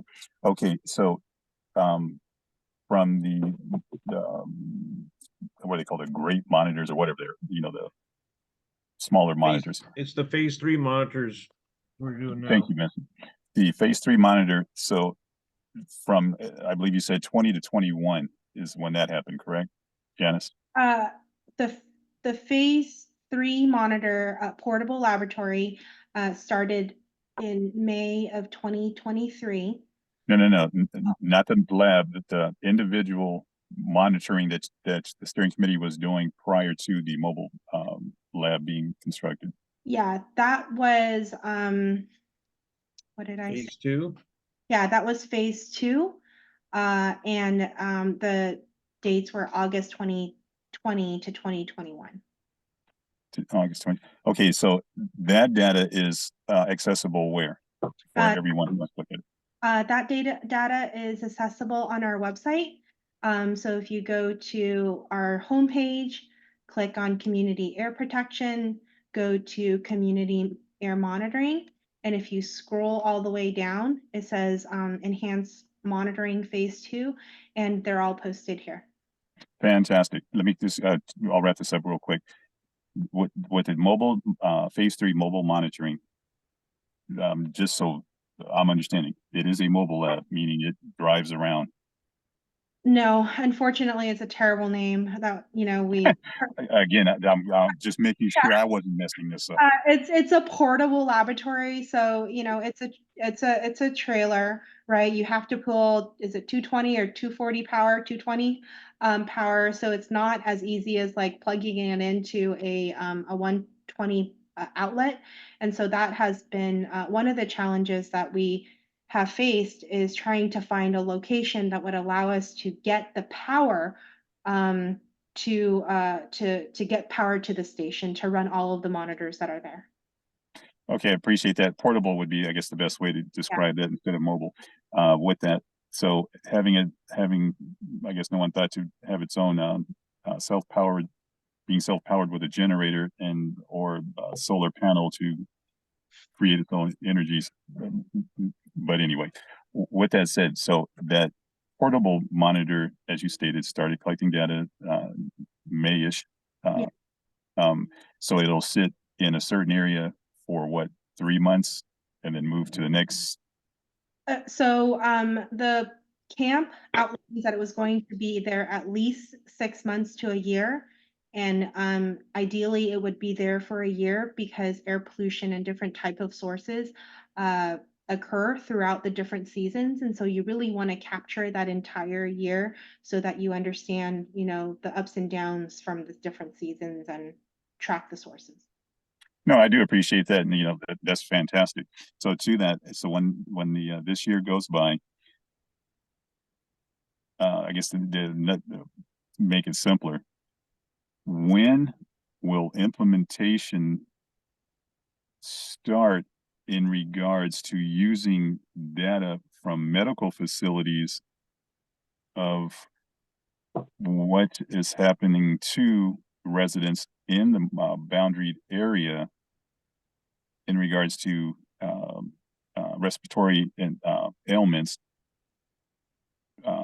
using that information from those medical entities along with the data that has already been collected and this year of 2023 through the portable lab will take place to say, hey, without almost without a shadow of a doubt, here is the cause and effect. So this is what we need to do.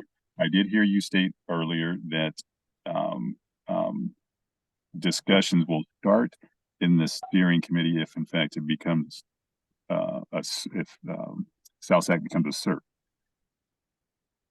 With true implementation of a plan versus just discussion of what we should do, like when are the nuts and bolts going to actually start happening? So that's a really good question. You know, we have to develop the plan. We have to have discussions to develop the strategies and the plan. So we got to write that. But in the meantime, if there are strategies that we are working with our local jurisdictions, if ourselves at the Air District, if Rafe and his incentive funding can implement before we, you know, fully complete the plan, I think there's a desire to do that. So I think, you know, it doesn't have to be a sequential, as long as, you know, we're able to support it and implement it as we can, you know. I appreciate it. Last thing, Jennifer, and I'll turn it back over to you. I believe it may have been Rafe or it was somebody that presented Monday in AMQD's meeting that the monies for, if in fact SALSAC turns into, becomes a CERP, that the monies that have already been allocated cannot and will not be clawed back. Is that correct? So there isn't a need to hope there will continue to be money. That money is already locked in. Do I have that correct? Janice and or whomever could answer that. Mary, are you talking about the incentive funding? I think Jaime was giving the presentation on incentives. The funding, and correct me if I'm wrong, Rafe, the funding that we receive for each fiscal year, once we're able to identify projects and have them encumbered, those wouldn't be clawed back, I don't think. That's correct. Yeah. Okay, just making sure. And so with that, what was granted to the Sacramento region, and correct my numbers, I believe was a total of $32 million for $34 million. And if I heard you correct, spending somewhere roughly about $1 million a year. So we're at $28 million still available then, correct? Well, so this is just on the incentive side. we've received, it's actually about 35 million.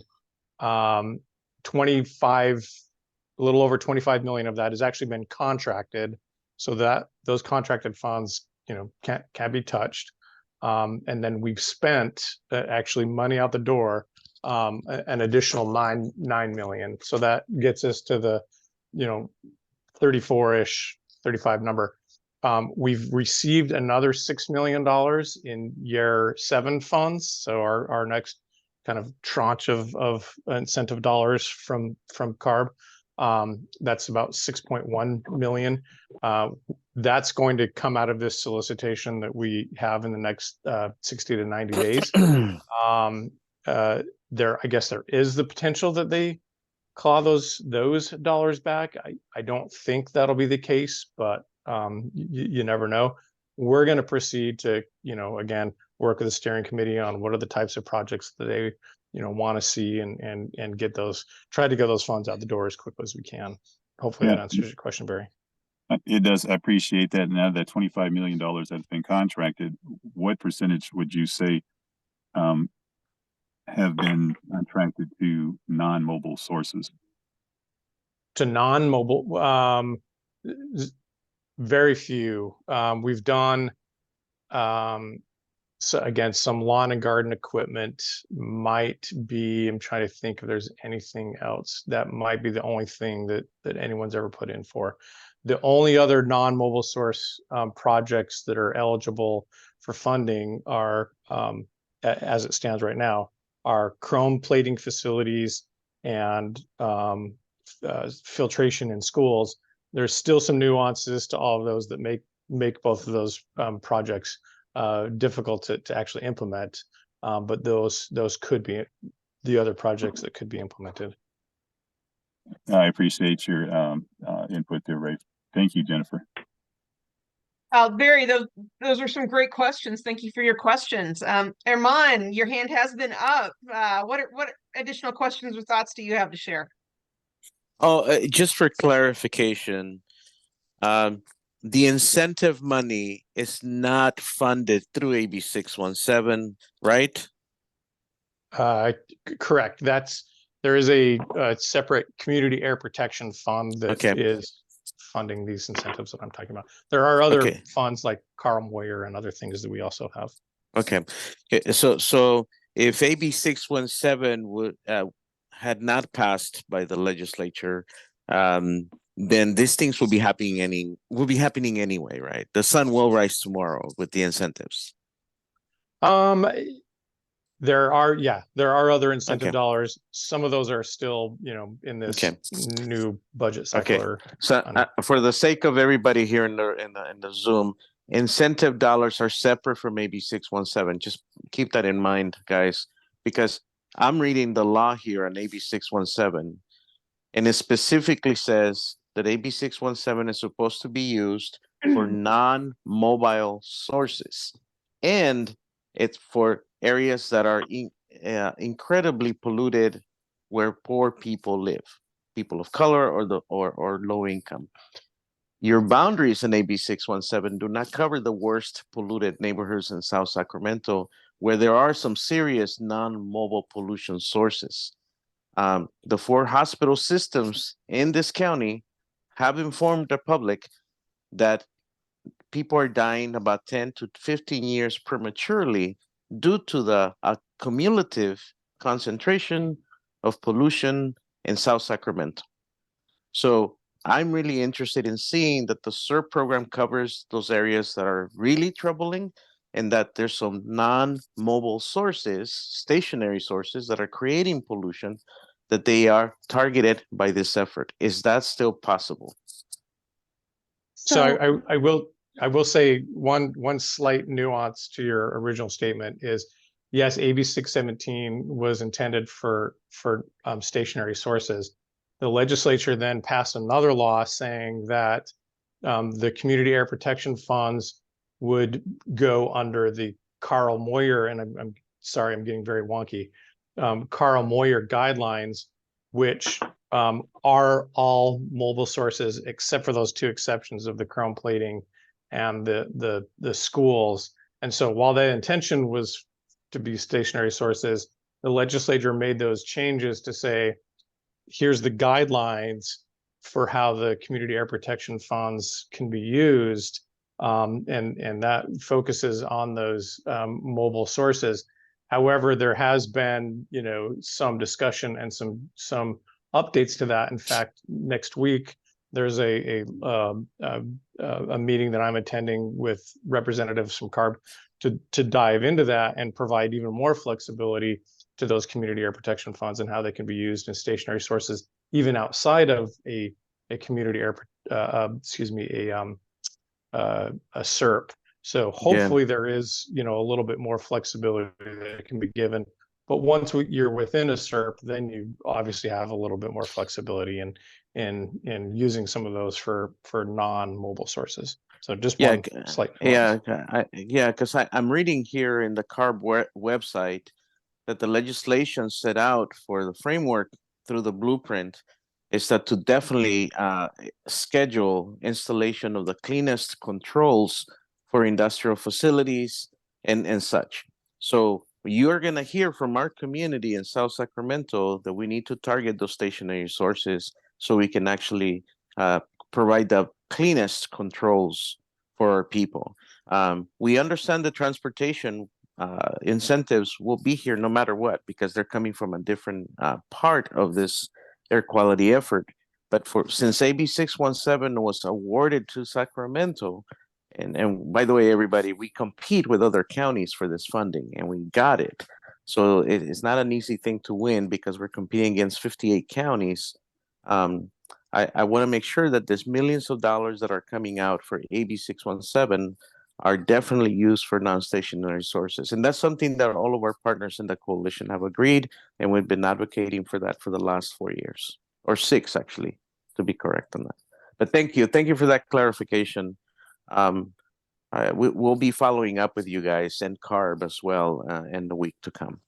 And Herman, I think one of the ways that also you can help us is to advocate with us for the flexibility in the guidelines to use these incentive funds.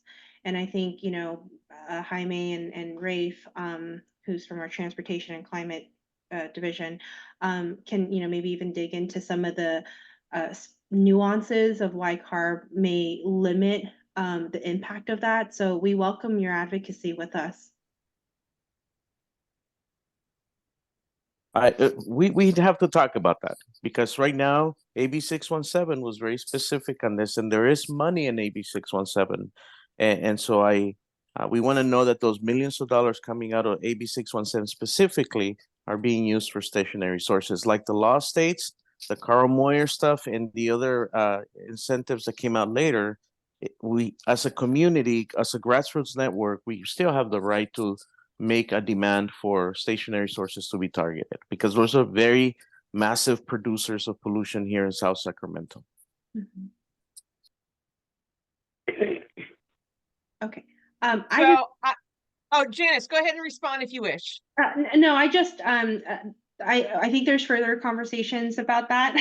And so I just wanted to say that, this is not the end of, our conversation. Obviously, this is not what we want to continue to have this, but we do have a survey up if you all would like to help us fill it out about, your air quality concerns, what you're concerned about.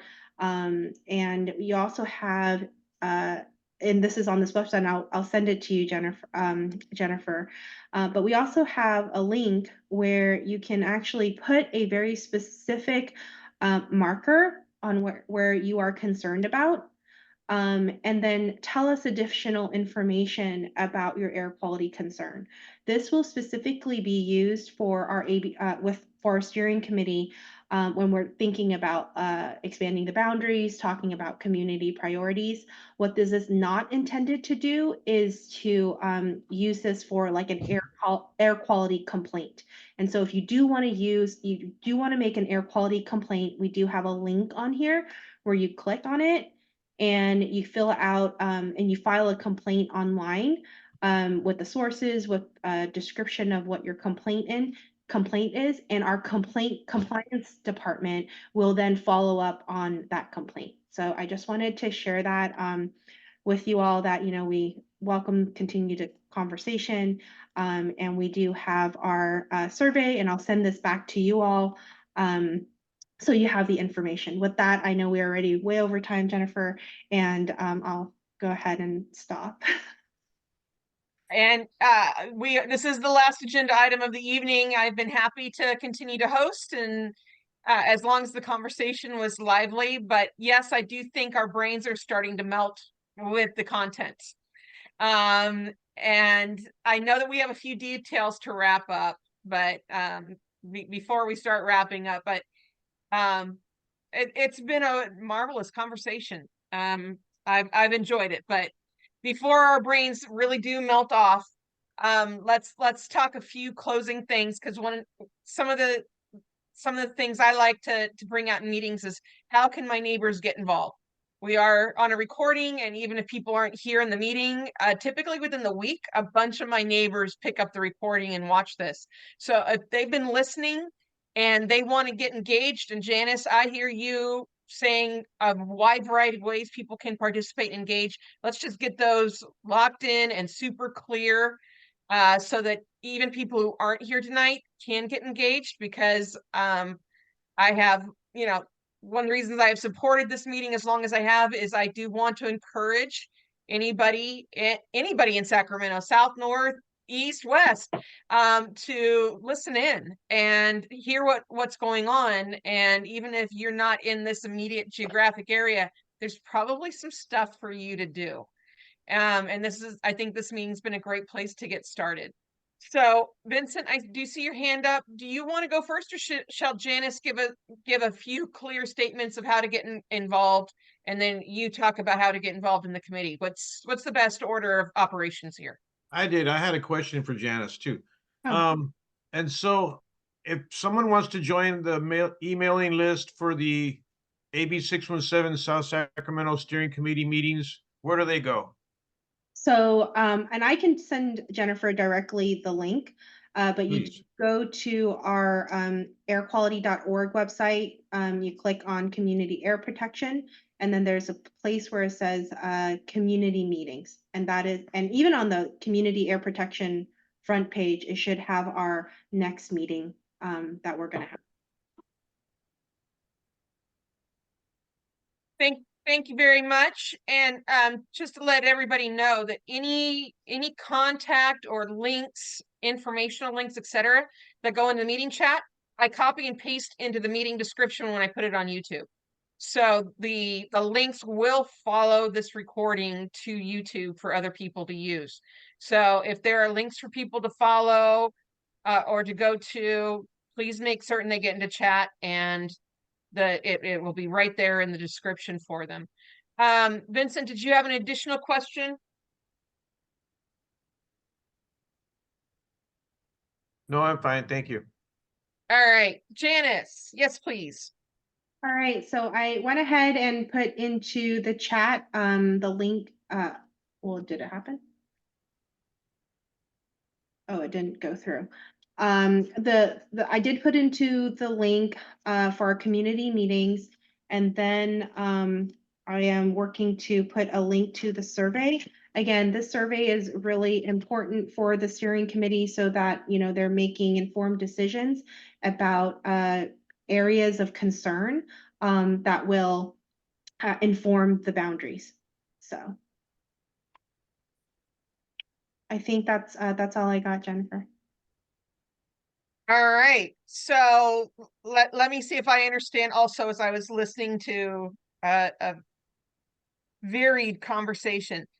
The boundaries are expanding. As the boundaries are expanding, additional volunteers for the committee applications are open. And how do people, if they want to get involved, how do they apply to join the committee? And I will repeat here that we have at least 4 committee members in the meeting. Stephanie Williams is the chair, Vincent Valdez, and Rhonda. Co-chair. co-chair, Vincent Valdez, Rhonda Henderson, and Pat Shelby are all committee members who are here. How do people get involved or express an interest in joining the committee?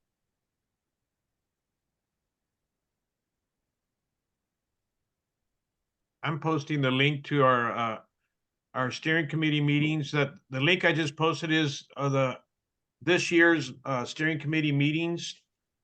You can go to the website, I believe, and there's an application on the website for air quality now. And I believe we're going to have a website on SAC Clean Air as well. But Air Quality Now, or airquality.org, is the website for the air district, correct? Yes. Yes. And the application is on there. Excellent. And if people are interested in volunteering, what's your average time commitment on a given month? What should people who are interested in applying expect as volunteers? Well, our regular meeting is 2 hours, and so you can put in anywhere from another hour as much as you want. I put in a lot more than that. But yes, our regular meeting is a 2-hour meeting. Okay, so the fourth Monday of every month, a 2-hour meeting. Is that, do I remember correctly? Yes, that's correct. The fourth Monday, a 2-hour meeting, and maybe another hour or two outside of the meeting, during some other point in the month, unless you really, really want to get involved, and then talk to Vincent and find out how to get really, really involved and spend more time. Anything else that potential volunteers want to know about? Oh, I'm sorry, Erica, I see your hand. Let me finish this up. Anything else potential volunteers should know about? Is the survey in Spanish or any other language? Yes. So we have on the website, we have posted it, we have translated it in Spanish, and that's posted. We also work to get Chinese translated, and we're also looking to, I'm going to be in contact with Vincent and Rhonda about the additional languages to be translated. So yeah, so we have those two up immediately. Okay. And that's open indefinitely, or is there a deadline? That's up to the steering committee. So that's a steering committee survey. Yeah, the survey is going to be up there for a while. As so as we're hoping to have the application period open for indefinitely as well, so we can get as many people as we can and successfully fulfill the commitment of the AB 617. And so the first step, right, is that we get the needed input from the community on where to expand the boundaries to. Okay. Then once the boundaries are expanded, we can accept those who live, who work, who represent the community as steering committee members. So I just want to talk about the steps to get to there.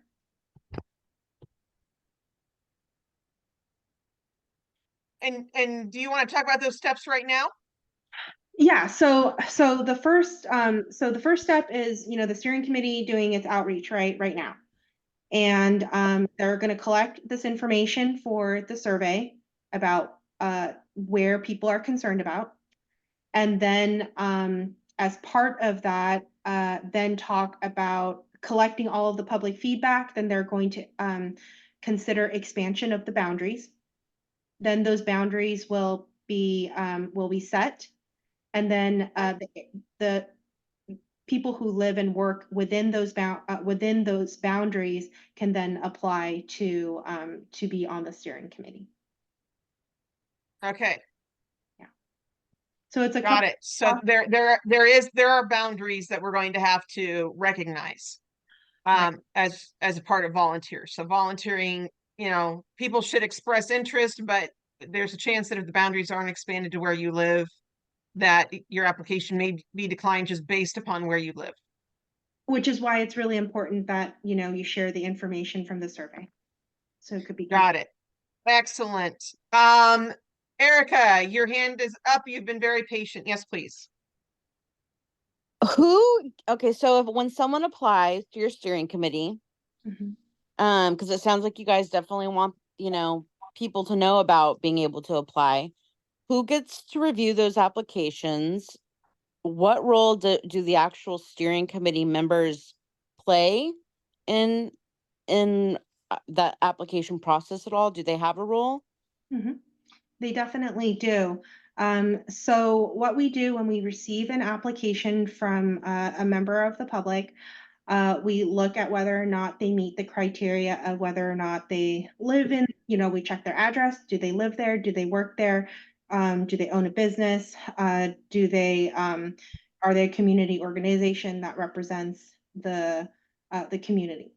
So once we get that information, then we share that with the co-leads, and then we move, and then there would be a recommendation.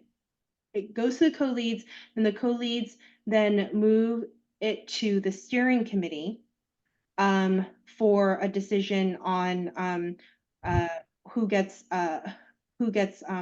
selected onto the steering committee. Is that has that always been the process? Yes. And so who are the co-leads? Me and Stephanie. Right Is now. that Vince? Yep. Yeah. Has this always been the process? It has been. I mean, we didn't have an applicant probably for about 2 years. And so we didn't have to go through the process, but we recently had 3 applicants this last year. So it's been a good year, a real good year. And so this is the process we used. Yes. Okay. And Thank you. just to add, when we talk about applications, and so we have had so very little community participation at our regular meetings, and I want to thank Barry for being one of those few people who shows up and gives us input and participates from the community. But if anybody wants to show up, you can talk. We'll listen. On the SERP committee right now, if you want to participate on our SERP committee, you can. You don't even have to be a member. And so it's not like we're not going to allow anybody to participate. It's just if you want to be on the steering committee, you have to live within the current boundaries we have now until we expand later. Mm-hmm. But right now, any community participation is really encouraged. Thank you, Vincent. And was that also the reason your hand was up? Yep. Okay. And all right, so let me see here. Have we kind of tied up all the ends on how to be clear about what we need to do? And that first order of operation is to get those surveys in. And the link is in the chat, which means it'll be in the description on the recording. And we'll kind of figure the rest out from there. Even if there are 2 more steps that have been included in this meeting, that's the big one to get out is please do the survey, tell all your friends, copy that link, put it into text messages, emails, your social media, post it everywhere, have people in the South area talk about what they see as going as problems with their air quality, and we'll see which way the boundaries go from there. And we'll be making more calls for volunteers once we have the boundaries well established. And I'm just going to say we probably should close this down. I'm not going to say I'll take more questions or anything, because y'all have been talking for almost an hour now. And it's time to let hardworking, good-hearted people go. It has been marvelous. I look forward, once we get the surveys in, I look forward to hosting another meeting where we can talk about how we can get people to engage with this the AB 617 area more. I think that's probably the best way to put it, which is this has been a great start to our conversation in 2024 about South area air quality. And once those surveys are in, let's do this again, but maybe shorter. And a little punchier and to the point. And we'll do our best to keep people as engaged and make certain we get more than 3 applications. I know that that's a really good year, but I'm saying we should aim for 6. Maybe if you come to Mangan Park, we could get 6 more of people within the boundaries. That would be a great goal, I think. So I have 6 people to thank. I'm not certain every single one of them is still in the meeting, but to Rafe and Janice, God bless you. You've done marvelously this evening, and fielded a lot of tough questions, and you came well prepared. Thank you so very much. I am happy to report to the SMA QMD that tonight you have done duty above and beyond the call, and that you are still here at 8:20 at night talking to us. And then I also want to thank our stout-hearted, dedicated volunteers from the AB 617 committee. And that is our chairs, Stephanie Williams and Vincent Valdez, as well as Rhonda Henderson and Pat Shelby. Thank you not only for being here tonight for almost 2.5 hours, but also for being on the committee, for stepping up and dedicating what little free time you have to taking on these concerns and questions and being that neighbor we can all turn to when we have concerns and we need someone we can talk to. I have announcements for the neighborhoods, for things that you might be interested in, but if I am calling the AB 617 agenda item closed at 8:21 in the evening. Thank you again, all. I hope that the rest of you, everyone is welcome to stay while we do some community and neighborhood events and announcements before we close up for the evening. And I'm going to start off by saying, good old neighborhood association civic engagement stuff. We have, I'm going to take back the screen sharing. Just a second. There we go. And let me see if I can make this nice and big. How do I do that again? Thank you so much, Ray. Thank you so much, Janice and the committee. Wow. And let me get back to the screen. All right. So, good old neighborhood association work. We have a primary coming up Tuesday, March 5th, 2024. Get your vote on, people. Get your vote on. If you're not registered, now's a great time to register. And this is a primary. It will include big stuff like presidents, but it also is going to include stuff like mayors. And I think we also have an assembly seat coming open, but not our council member and not our county supervisor. Anyway, it's an interesting old time. If you have not gotten this little booklet yet, it's time for you to register and make certain that you do get these booklets. Anybody who's registered should have this booklet.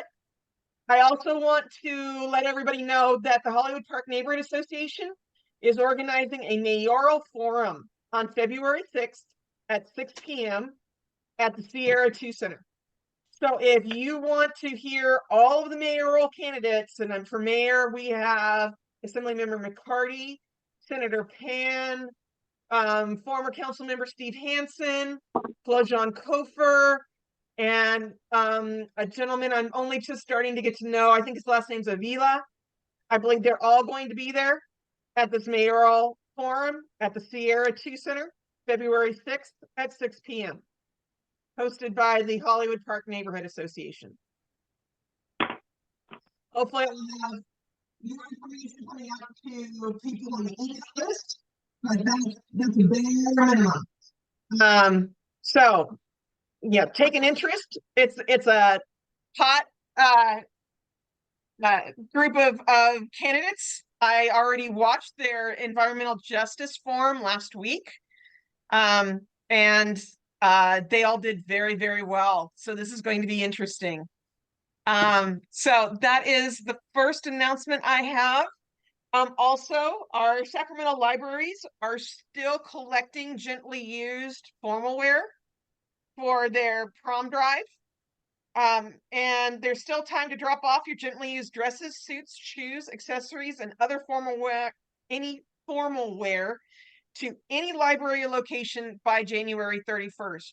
So if you're doing your January house cleaning and you're looking in that closet going, when am I ever going to wear those dress shoes again? Or, I really don't need this formal wear. That's not where my life's going.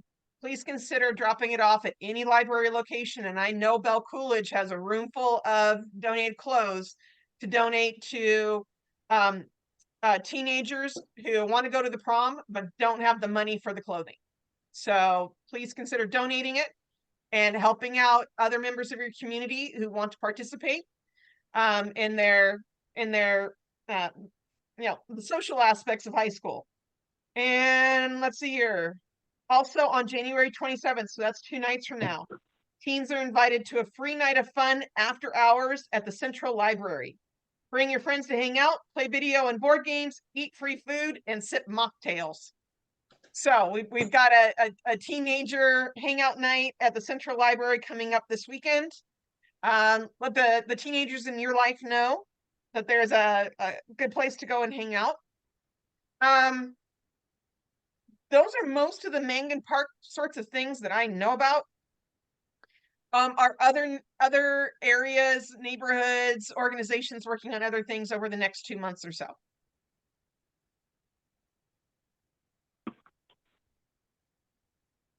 I was going to ask Herman when the Sacramento Environmental Justice Coalition annual forum in April is going to be held, but it looks like Herman's probably off to his next meeting if I know Herman. So yeah, there should be some stuff coming up in the spring, but anybody know of anything else? We're going to be doing a Earth Day event at La Familia Maple Center on Franklin Boulevard, April 13th. I'll have a flyer I'll send to you and you could get the word out. Excellent. Mark your calendars, April 13th, La Familia Center for the what? Vincent? Earth Day event. For an Earth Day event. Excellent. I love the South sound Sacramento. of it. Barry, anything going on in Meadowview? Alex, anything going down a little further south of that? Yeah. Well, I'm sorry, go on.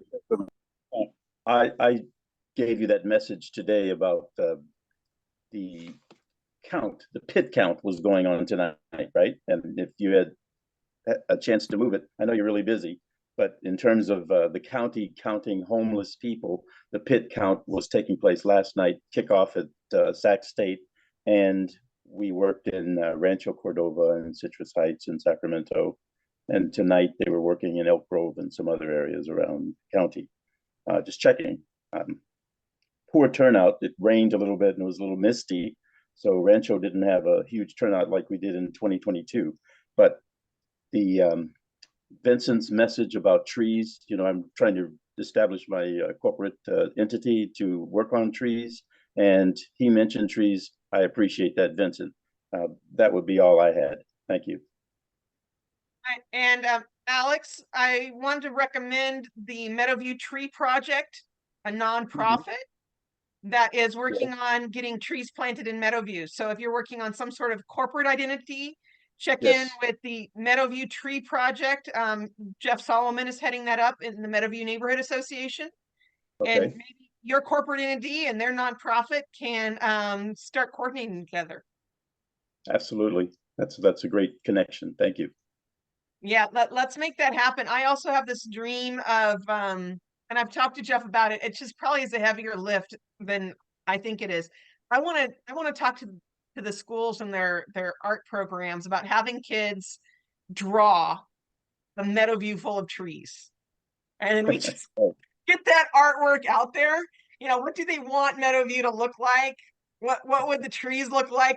Envision Meadowview with trees. And then we turn that into fundraising calendars and t-shirts and all kinds of stuff and just start a mighty roar of trees for Meadowview. Trees for Sacramento. The city of trees. For Sacramento. We'll go county-wide. That's beautiful. Okay, that's Jeff. Give me Jeff's last name. Jeff Solomon.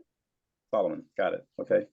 Thank you, Jennifer. Pretty much the way it sounds, SOLOM. I think it's an AN. MO or MAN. Yeah, I could find him. Meadowview Trees. Thank you. Yep. I'll be happy to introduce the two of you by email. Barry knows how to find him too. Check. All right. I'm going to check out because it hit my mark here and I have to go. Thank you so much for a great meeting.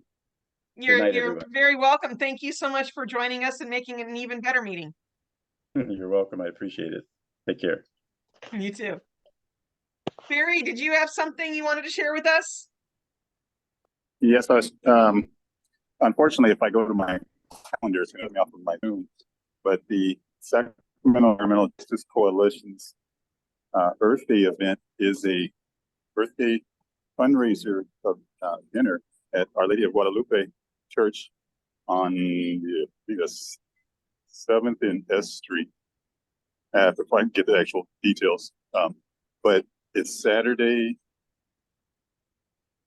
April something, but it is happening. I'll send you the information, Jennifer, and it could be announced in next month's meeting.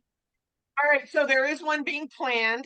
It's in progress. It'll be on a Saturday in April at Our Lady of Guadalupe Catholic Church at 7th and S.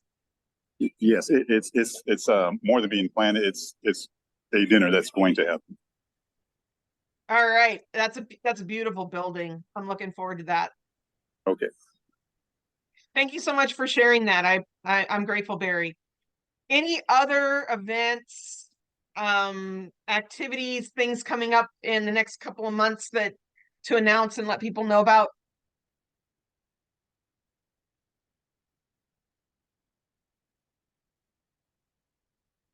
Well, then, for the 3 of you remaining out of, I think we had around 25 people come in and out of the meeting today.